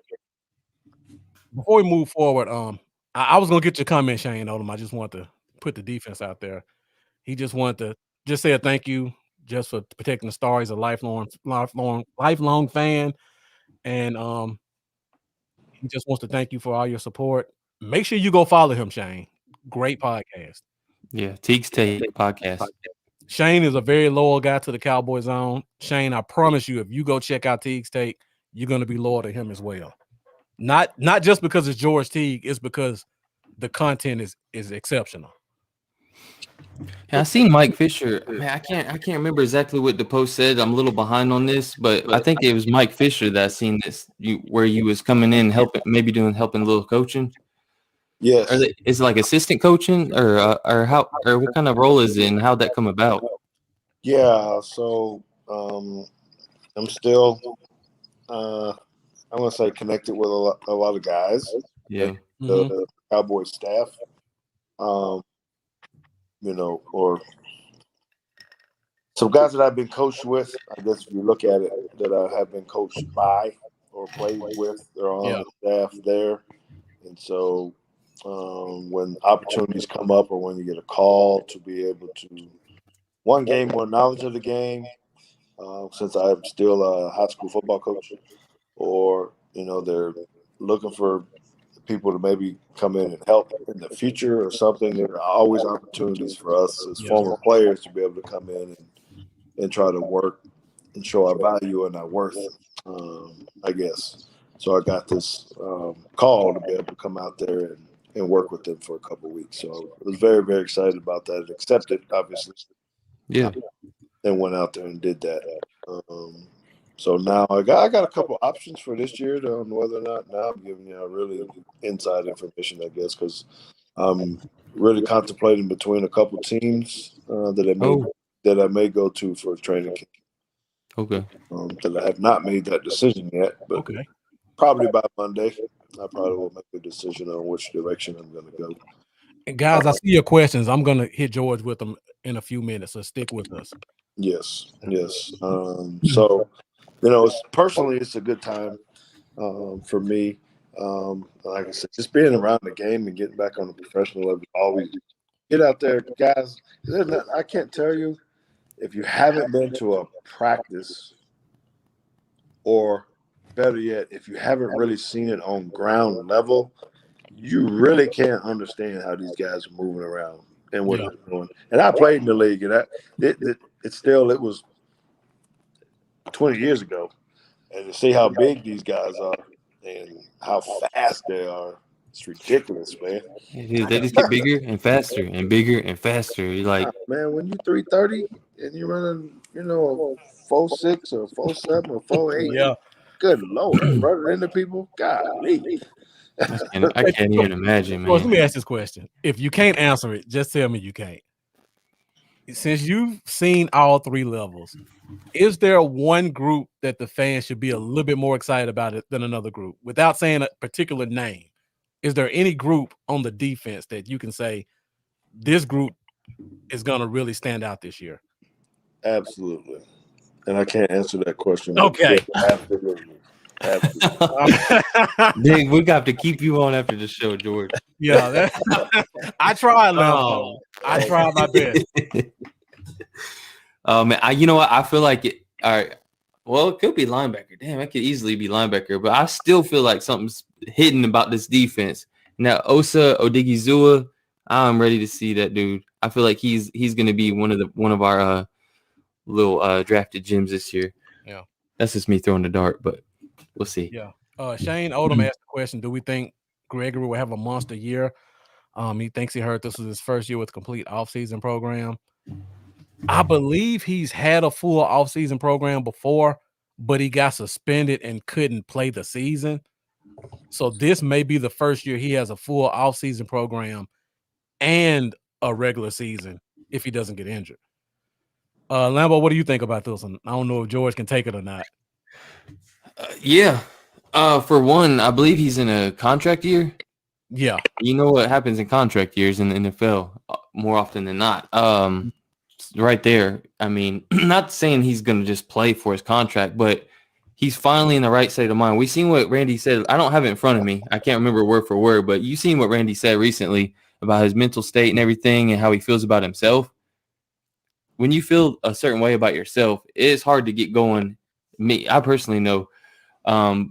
Once you get your mental state right about how you feel about yourself, man, your level that you can perform it's going to be all new level for him that we haven't seen yet, in my opinion. I think Randy's going to have a huge year.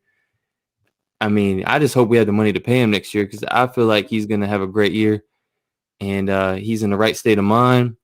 I feel like his mind is just clear. He's happy with who he is as a person, and I think he's gonna have a bigger year than D-Law. So we'll see. All right. Is it no comment for you, George? So I didn't know if y'all lost me because since I'm on my phone and not on my laptop, I have to go in between screens to look at the comments and all that. So I apologize. I really can't tell if my screen goes out. Did y'all lose me? No, we didn't lose you. Okay. Yeah. I was gonna put a couple of these questions up here so you can hit on them. I know you're gonna ask quite a bit. Oh yeah. No, it's okay. It's okay. All right. So we'll start with Professor O, but go ahead if you can answer the Randy Gregory question. Again, this is more of a security question. Okay. I didn't know what you guys were talking about when I popped into this, and when I got in, I heard y'all talking about. I was like, I might need to tune myself out. Well, we appreciate your presence anyway. You know the George T questions will come. So well, I'm hoping y'all just understand it. That definitely. If it would have just been, if I wouldn't have had this circumstance, I'd be very opinionated and going about this. But because I have been extremely close and sitting in the meetings and watching all this, I really can't. But I signed a piece of paper that said I can't. So I don't oh man, it made it official then. Yeah, no, it is. Yes. So that's why I hadn't done any social media posts or any of that kind of stuff, because most people would be trying to take pictures and show it.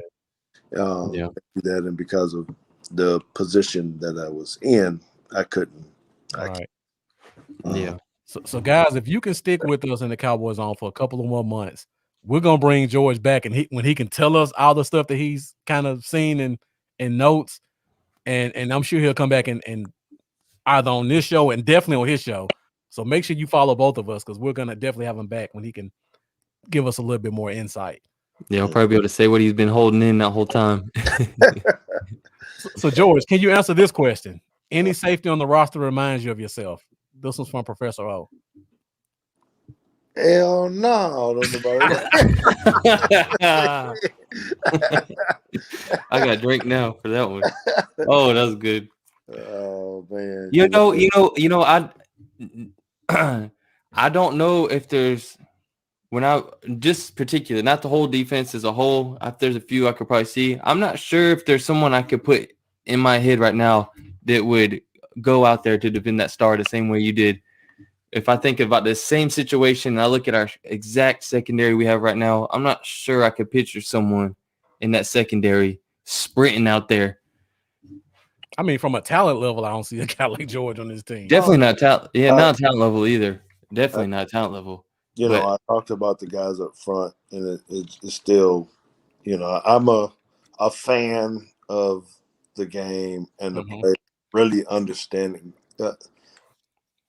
Again, I'm saying this from the standpoint of not specifically what you guys are talking about, but being a high school coach, and thing where guys want to be and going at it, and when you watch these guys break, now I'm talking about the secondary, their explosion, the amount of information they have to take in to make the adjustments to checks and all that kind of stuff. We as in the comment folks, don't really understand what they have to do mentally to prepare to play at a high level, right? Like this. And when you're around it and you can see guys, it's just different. It's different. All of them are different, but you can tell the differences in who is, the dude and who's not the dude. That there's a big difference there. And then when you put into what the playbook looks like along with physical attributes, whether that's hitting, being able to break, playing a ball, that's when it gets complicated for scouts and playing and trying to predict of who will be the best guy, other than the top draft pick, who's the middle tier guy, the lower tier guy that you want to keep on your roster. And so when you're watching that and you're seeing that, it does get interesting to say, okay, is that a guy like me? Could he really play? The game's different as well. What you guys were talking about, what, do they look like me or whatnot? Game's different. But it still has to be about heart and pride and the want to be the best Cowboy football player that you can be. protecting the star, winning games. And that is one thing I definitely can say, or that I will say just as a fan, is that the locker room attitude was on point. Right. It was definitely on point for me in all positions of hunger and wanting to do really, really good. So that was definitely refreshing for me. Yeah. And George, I told you this before. You're one of the original modern day free safeties when you played. Because before you, everybody was kind of a big hitter box guy. And then you came in and you were able to not only be a great hitter and tackler, but you were also very good in coverage. Oh yeah. And But we seen that with that long ass interception return in Green Bay. Sure. I think it was your rookie year. yeah. It was. Now, this question isn't posted specifically to the Cowboys, so hopefully I can get an answer from you. But as a guy who started off at corner and moved to safety, a lot of fans always hear about, well, this guy can be a safety. He played corner. Can you talk about how difficult it is to just say a corner can just go to safety and be successful? No, that's not true. It's not true at all. One, from the physical attributes, a lot of corners don't have the same mentality as Thank you, George. as a safety. They don't. And typically, Cornerbacks are divas. yes, they are. Cornerbacks don't have to be the quarterbacks of the defense because you got to be more vocal as a safety with making the checks and adjustments, and there are a lot of them. And so when you put that in play, and with the way NFL teams motion and change positions, there's really not a free safety, strong safety model.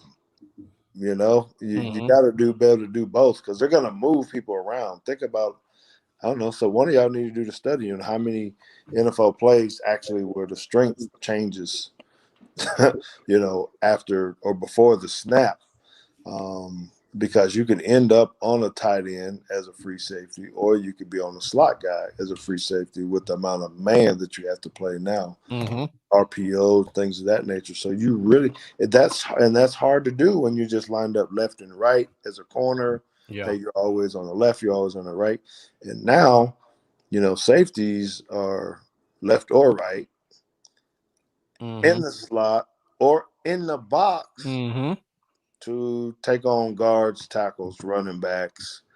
So or deep middle reading the whole field. And you're running there, you got half the field, you got middle of the field. It's a underrated position, I think. You know, unless you're just one of them dudes where you're just making stuff happen. But in general, you know, watching them and you're seeing the adjustments that they have to make in the positions, because offenses are so smart. I mean, you really can be lined up on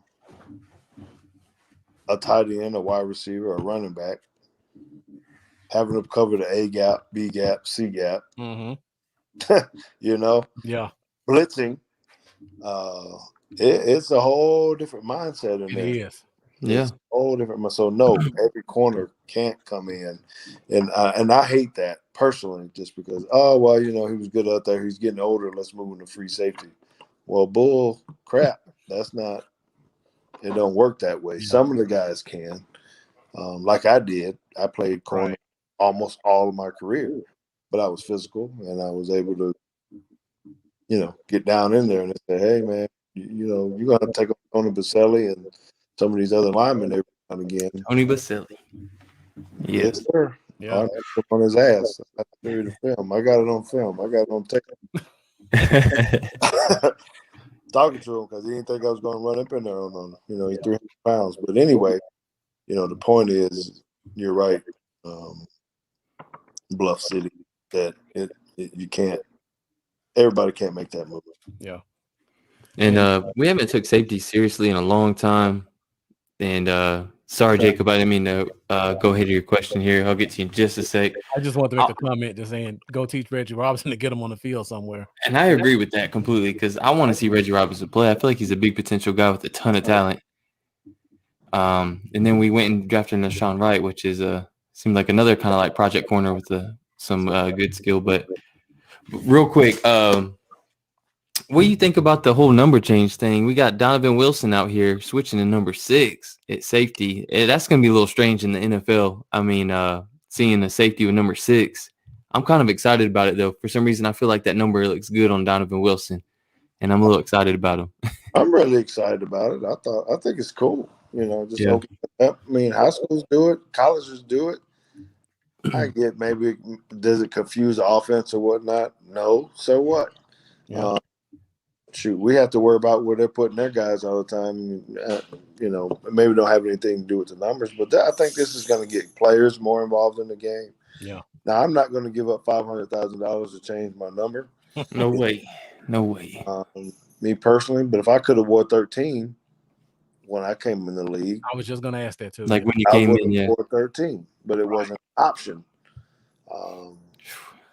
For me. So Yeah. I look and say, okay, well, if the rule would have changed, would I have did it? Would I have bought all the old jerseys out? It's a lot of money.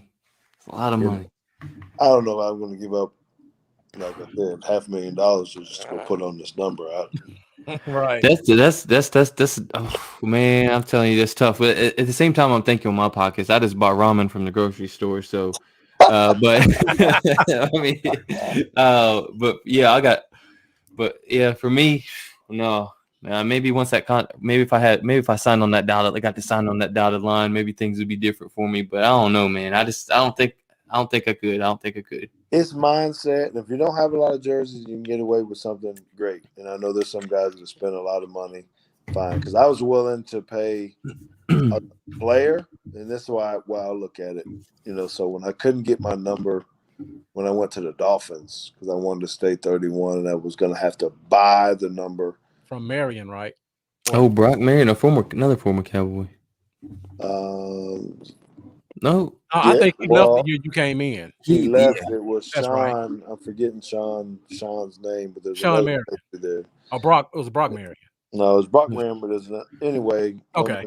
But anyway, I was trying to buy the number from a gentleman, and so I made the offer, and it was nowhere. It wasn't $500,000 or something, but I'd already made my mind. Hey, if I got to pay 30, 40, 50 grand or something, I might have done that. But it still depends on where you're at financially and what you can do and how important that number was. Yeah. To you.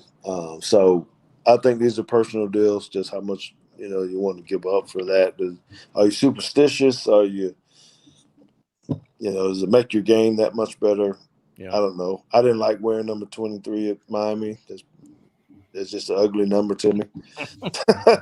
Yeah. Is that the Shard Choice number, ain't it? Yeah, it's just something like that. Yeah, 31. I can't picture you in anything but 31 now. Yeah. I mean, obviously 13 in Alabama, but my best memories are 31. I obviously as a diehard Cowboys fan. Ones and threes, baby. Ones and threes, yep. I can't say 13 necessarily because I live in Tennessee and you guys like to whip up on Tennessee, but y'all got a football team, man? Not really. Not really. What was left of them transferred out. I think they just a running back. Memphis Tigers? What are you talking about? Probably, yeah. Memphis is better than the Vols right now. Man. All right. Let me get to George questions. I know you get these questions asked quite a bit, but our fan base loves to hear directly from the man himself. And Jacob Trevino, first night joining us, gets to ask a question to George Teague. Only on the Cowboy Zone does that happen. So he said Juju tried to celebrate on, and Gregory knocked the ball out. Would you have knocked him as well? Do we really got to ask that? You would have speared him. Come on. Yes. I mean, look, guys, I think this is getting out of hand with the way people are so. You see it going into basketball now. Where they're taking on people's, whatever, stomping on people's logos and all that. That ain't cool, man. Get some respect. Look. Yes, I mean, we can use all the cliches that we want, right? Respect, you shouldn't do that or whatnot.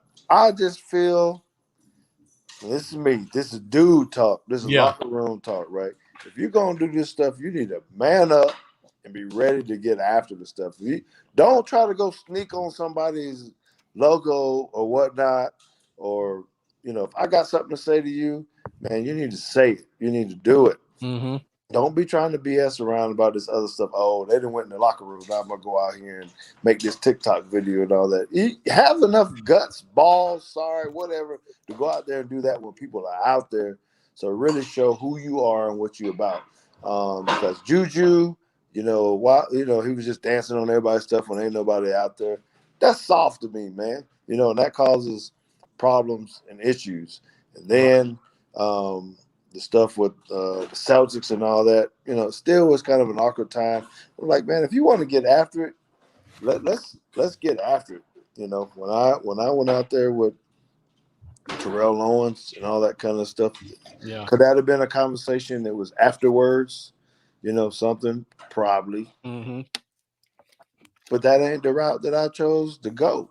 Oh man, to this day, my family loves the route you chose. I was a little kid, man. Well, not a little kid. I was a teenager.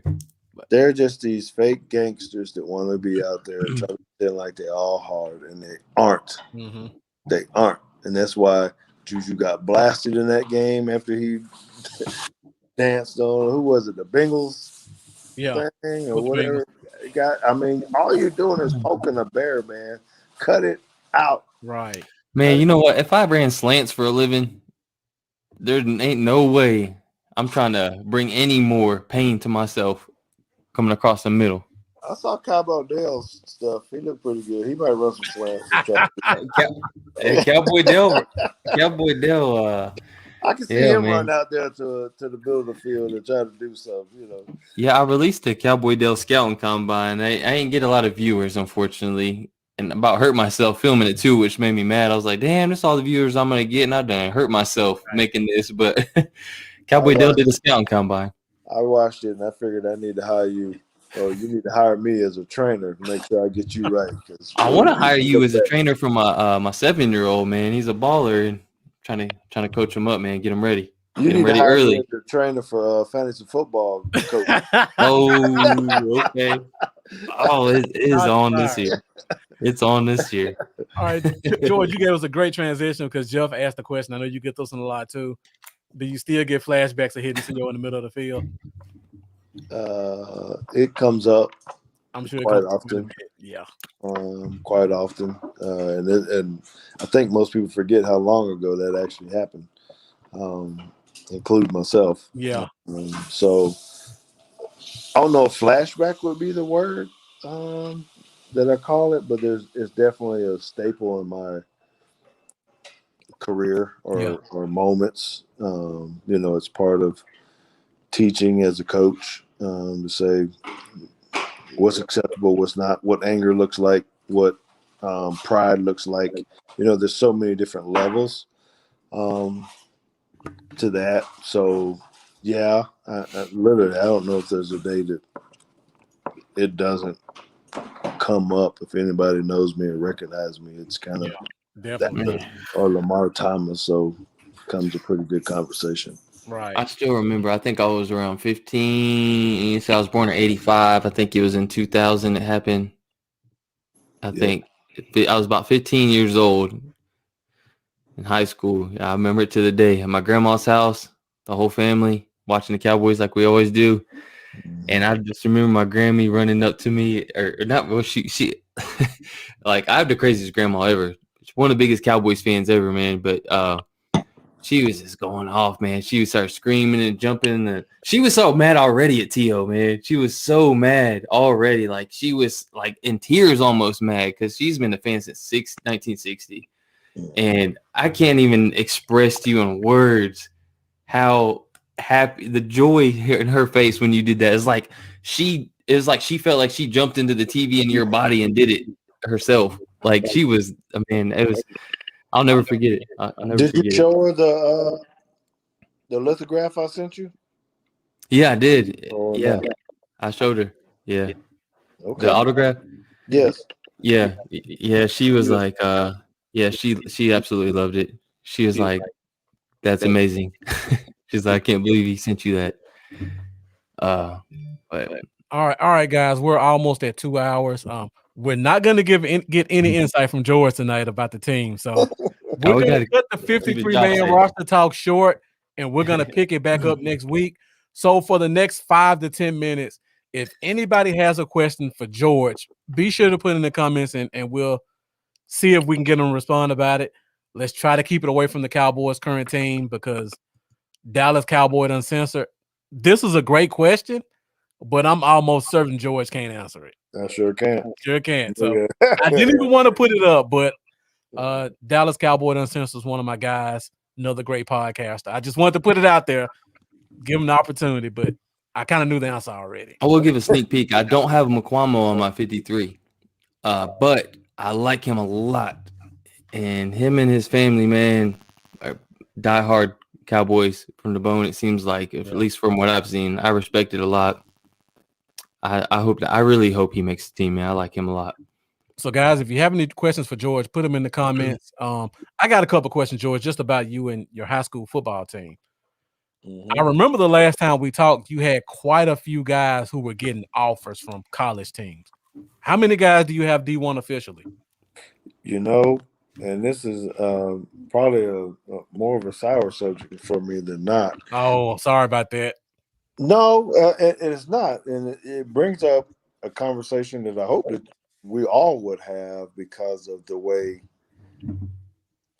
So the way college is really getting with this transfer portal and all this kind of stuff is really trickling down into high school in the way that people will recruit, move. So it's very complex. I'm not trying to make it simple, but I've lost a lot of guys because of guys wanting to transfer to go somewhere else.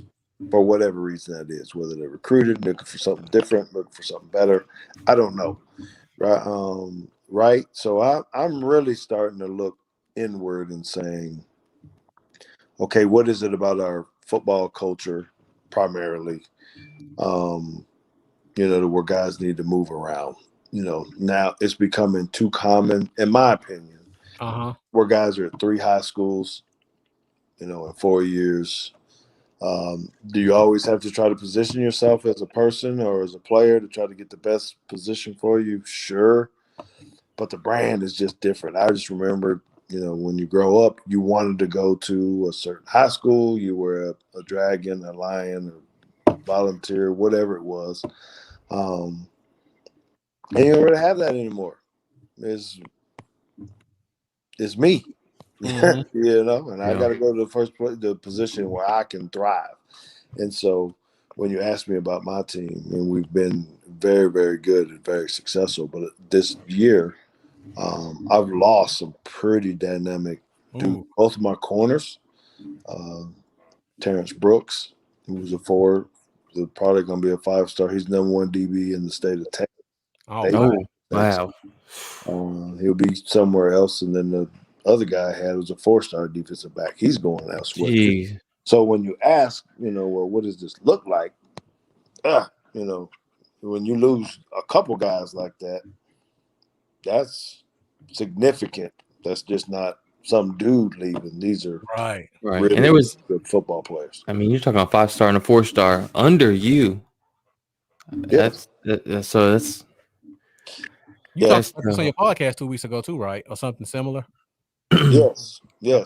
I'm talking about it all the time because I know I remember this discussion. I'm really trying to get to root causes of, what are we doing as coaches or what are we doing as parents or whatever. Really got to say, how do we change this culture of the transfer culture? I need to know too, man, because I know I'm still way young in the game with my boy being young, but I do got high hopes, and I'm gonna put him in every position to succeed. And that stuff worries me too, because I see it's like out in the state of Tennessee, it's like all the kids, pretty much parents are moving out to Maryville and Alcoa. I don't know if y'all know where that's at or Marcus heard of that, but it's like if you don't get into those 2 schools, you're limiting your chances. And it stinks because I feel like there's, you can I'd like to see kids be able to actually perform at the schools locally that they're at and still get seen, but it seems like it's getting more and more harder these days for that to happen. It is, because you don't have, for football, again, I know we're getting way off topic and I apologize, but it's okay. It's Basketball is different. AAU select where all the recruiting is. Baseball is the same way. Football really doesn't have that outlet. You know, it has to be at the high school for your recruiting. So parents are positioning their kids to say, how do I get them to be recruited the best? But it still has to be the point of what's realistic about those kids too. Can they really play?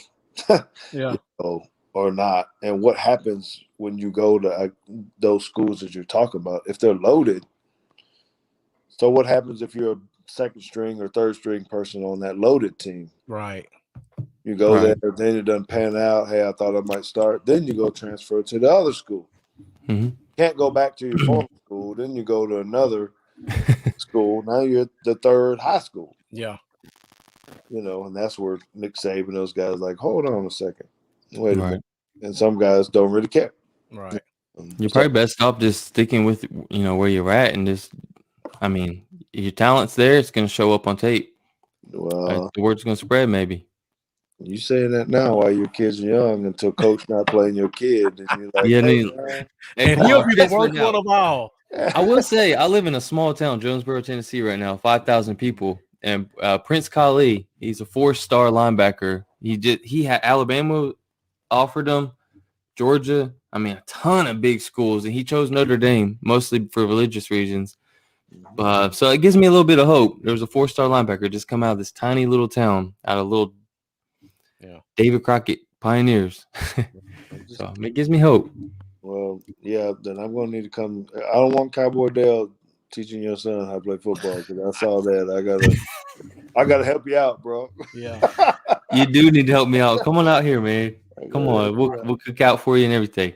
All right, let me get it back on a positive note, and then we'll go to the questions in the chat, and then we'll close it out. So, George, I believe your daughter just graduated this year, right? She did, and it looks like she's kind of getting into the media outlet world. So, where can people possibly see your daughter at in the near future in terms of her media career start?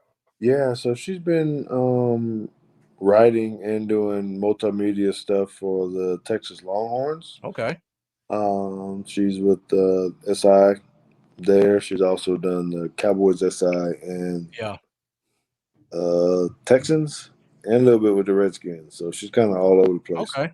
That's great for somebody just coming out, though, to get that kind of experience. Yes. So where she's going to end up full time or doing, she's actually going to go back to school. You can find her at Jada Teague pretty much on any of the social media platforms. But she's doing a lot of sideline stuff now for high schools stuff now, and she's probably going to go back to school, go ahead and get her master's now. Okay. We were just talking about it before we were on while we were playing speed. And so she's going to go do that just to set herself up for some, bigger and better things. But she does some blue-gray football stuff, sideline reporting. So it's y'all just look at her, man. Find her up on she's big on she got more followers on Instagram than I do, I think. It's these young kids, man. They know how to do the Instagram thing. I can't figure it out. They know how to do that stuff, man. I can't keep up. So if George can't be our football insider, we can go in the family and go to Jada T to get our. She'll let out all the baggage. Exactly. You know who y'all need to have on is y'all need to get my son on here because he's We'd like love to. He's kind of the geek of all football stuff. He knows anything about everything. Yeah, I love his numbers matter segments. Yes, so y'all need to. He would be a fun one. Yeah, he would. I'll reach out to him for sure. Mm-hmm. All right, so let me get in the comments real quick, and then we'll close it out. I know George you probably been doing quite a bit, and we don't want to hold you too late. Mendoza asked a Bama question. Getting an early start on the 2022 draft. He wants to get your thoughts on Evan Neal, I believe the left tackle for Alabama right now. What do you think about him in next year's draft? Or he's huge. Here. Golly. Oh my gosh. I can see. First of all, I'm excited because I might be able to get to more Alabama games this year than I have in the past. I wish I was playing in Tennessee because I could meet you there. Nah, you wouldn't want to meet me there. I mean, I would already prepare for the I don't think heartbreak. you want to see George on game day. I would already accept the fact that y'all gonna dominate. That's already out of the question. I mean, but it'd be cool. Link up. Our line is still going to be strong, man. A lot of the Alabama line is still going to be strong. I know we've lost some key players and things, but I'm very optimistic about Evan. I'm very optimistic about some of the other young guys that we have on the team.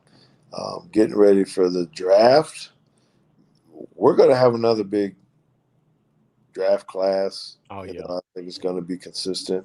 Always. With that, shoot, Nick Saban just got offered another 7 years. yeah. I think they gave him a pay raise too. Man, I'm getting tired of it. Right. Get tired of it. Why are you getting tired of it, boss? I do got family from Tuscaloosa. I will say, I got family from Tuscaloosa, so I don't really. So I don't watch enough front and college stuff as far as the lineman goes. It's just natural for me, for my eyes, to go to linebackers, secondary, wide receivers, running backs, kind of stuff. So when we get up into the front, that's just not a strength that I have at this moment, because I really don't tend to watch it that much unless someone's just mauling somebody to death, up there. So maybe I can go ahead and tease something with you guys on the Cowboy Zone. If y'all want to have some kind of special Alabama deal come, because Alabama is going to play Miami again this year. Okay. Which that hasn't happened in a long time. So everybody associates me with, the Miami game. Yep. way back when. I don't think we've played since then. So that week's going to be a very big week, and maybe we need to do something together just to kind of freelance on that. Oh, whatever you need, George. We got you. Because we might be able to get Lamar Thomas in too if we do it right. Because Lamar's already hit me up a lot. Lamar Thomas is hitting you up, because I remember the story you told me about 9 months ago. He is. He's hitting you up now. Okay. He is. So, anyway, man, I'm going to get out of here, man, so I can get to bed. One more question. I got to take this one. I've heard this story a bunch of times, but it's a great question that fans always ask. Professor O, you talk about number 13. Talk about how you picked that number in the 1s and the 3s and the significance to your family. So for me, it was kind of simple because all of my brothers wore 13 before me. So I'm the baby of, there's 7 of us. And my brothers all that wore number 13. It just started a long time ago. So it was kind of not forced, but it was just kind of the things you can do. And they were all athletic. They were all very good, even though, none of them made it to the league or necessarily even to college. They were super, super good people, good athletes. So when I first had the opportunity to jump into it in high school, it was an easy choice. I didn't really think about the superstitions. Was it a bad number? Because it wasn't a very popular number. Mm-hmm. People didn't want to wear 13. That was supposed to be bad luck, right? Or whatever. And so we had some trendsetters in the family just said, no, we got to go against the grain, man. We got to be different. We're going to compete. We're going to the 2 brothers that were closest to me in age were really dominant in the number. One was a running back. Another one played wide receiver, some baseball, and some other stuff like that. They were tremendous athletes. Good Lord. It's my brother Larry, my brother Quinn. And so I want to be like them, man. I was like, man, that's what I want to look like, and I need to hurry up and get into that number. When I got to high school, I couldn't get in the number because another guy had it. Another free safety actually had it, and he graduated. And then I scooped it up that next year, and shoot, the rest was history. So that's just been a family tradition.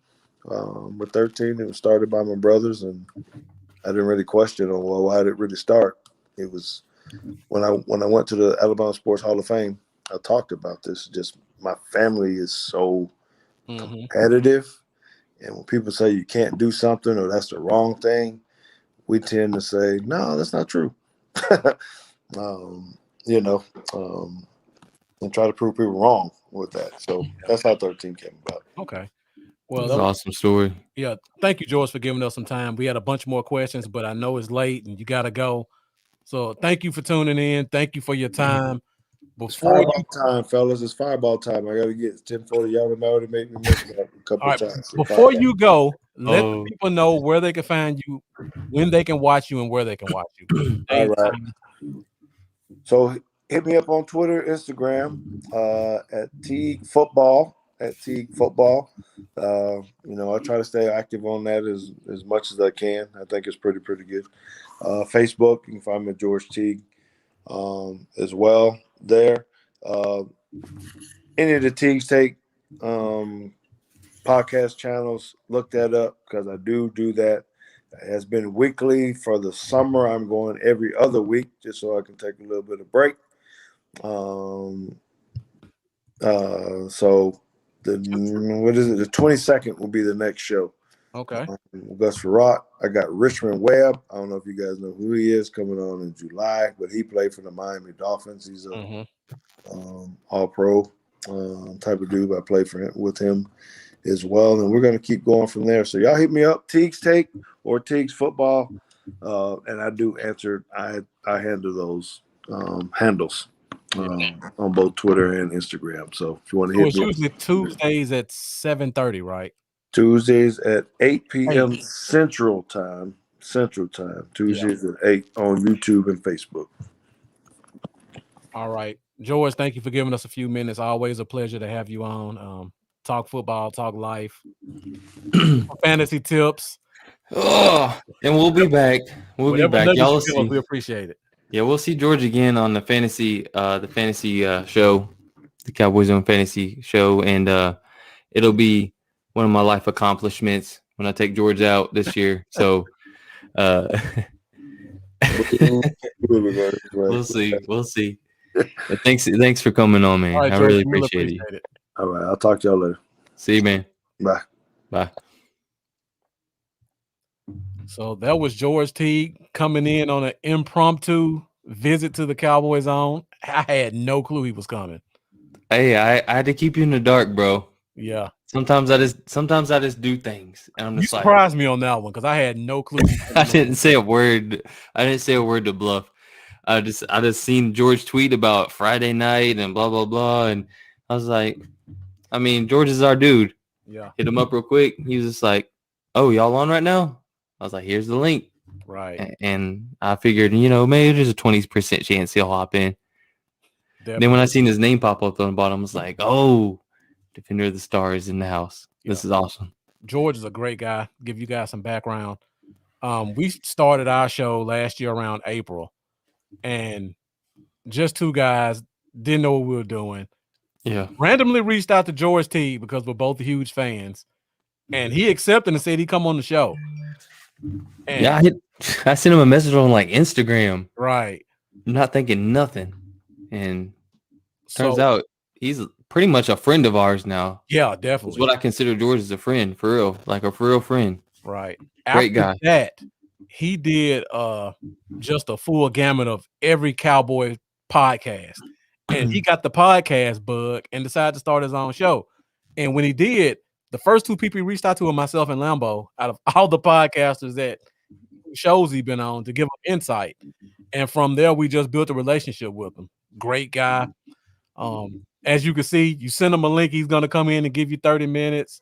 Yeah, like the thing about George, man, he don't, like, a lot of people get hung up on what is your celebrity status? Like, what's your popularity status? Who are you? Like, this and that. Like, you reach out to certain people, I mean, there's 0% chance they're going to talk to you. George don't look at people that way. Yeah. He looks at people, everybody is equal. At least this is how I feel about it, George, man. I mean, maybe I'm getting too emotional about everything. I've always thought he was a great person, a great player and what's not, but just the respect just grows and grows with the guy. He's just a great person, just a great human being, more so than even an NFL player. Just a great person all around. He looks at you. It don't matter if you're his college teammate, his NFL teammate, or some guy that you just talked to on the internet or somebody's podcast show you just hopped on. He's gonna treat you. He's gonna treat you equally. He's a great person. He really is.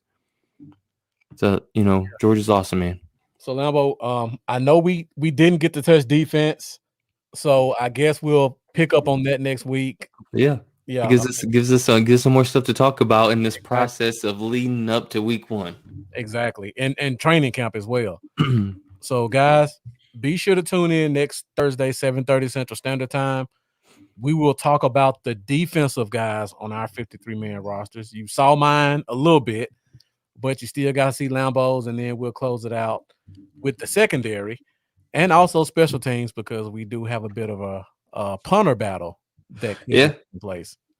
Yeah. Unfortunately, Marquette King's not a part of that. Yeah. I'm still gonna be a little sour about that. I'm not gonna lie. But yeah. All right. It's a good battle. It's a good battle. We'll talk about that. So before we go, let me see if my music will work. You can give them their social media. Let them know where they can find you at. It ain't working. Oh, there it goes. Y'all can find me on Facebook, Twitter, YouTube, and Patreon at Cowboys Y'all. On Instagram, I'm Cowboys Y'all 88 because somebody stole my handle. But yep, hit me up, Cowboys Y'all, and love to chat. Dell's gonna be coming back soon.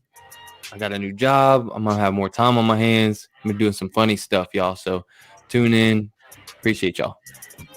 All right, guys. You can find me on Facebook, Instagram, Twitter, Bluff City Cowboys. Facebook, Instagram, YouTube at Bluff City Cowboys. Make sure you like, make sure you share, make sure you subscribe on all of those. You can find me on Twitter at Bluff Cowboys. And like I said again, next week we're gonna close out our 53-man roster talk. And I didn't get a chance to bring my guy Charlie on from Dallas Cowboys Uncensored. Charlie, please don't hold it against me. But when George T comes on, you got to give him the floor. So you got to. Hopefully we can get Charlie to come back next week. Hopefully his co-host Eric will come in and join us as well as we talk 53-man roster and training camp battles. So until then, I'm Marcus. This is Lambo. Thank you guys for tuning in for this week's episode of the Cowboy Zone, and have a good week. See y'all next week.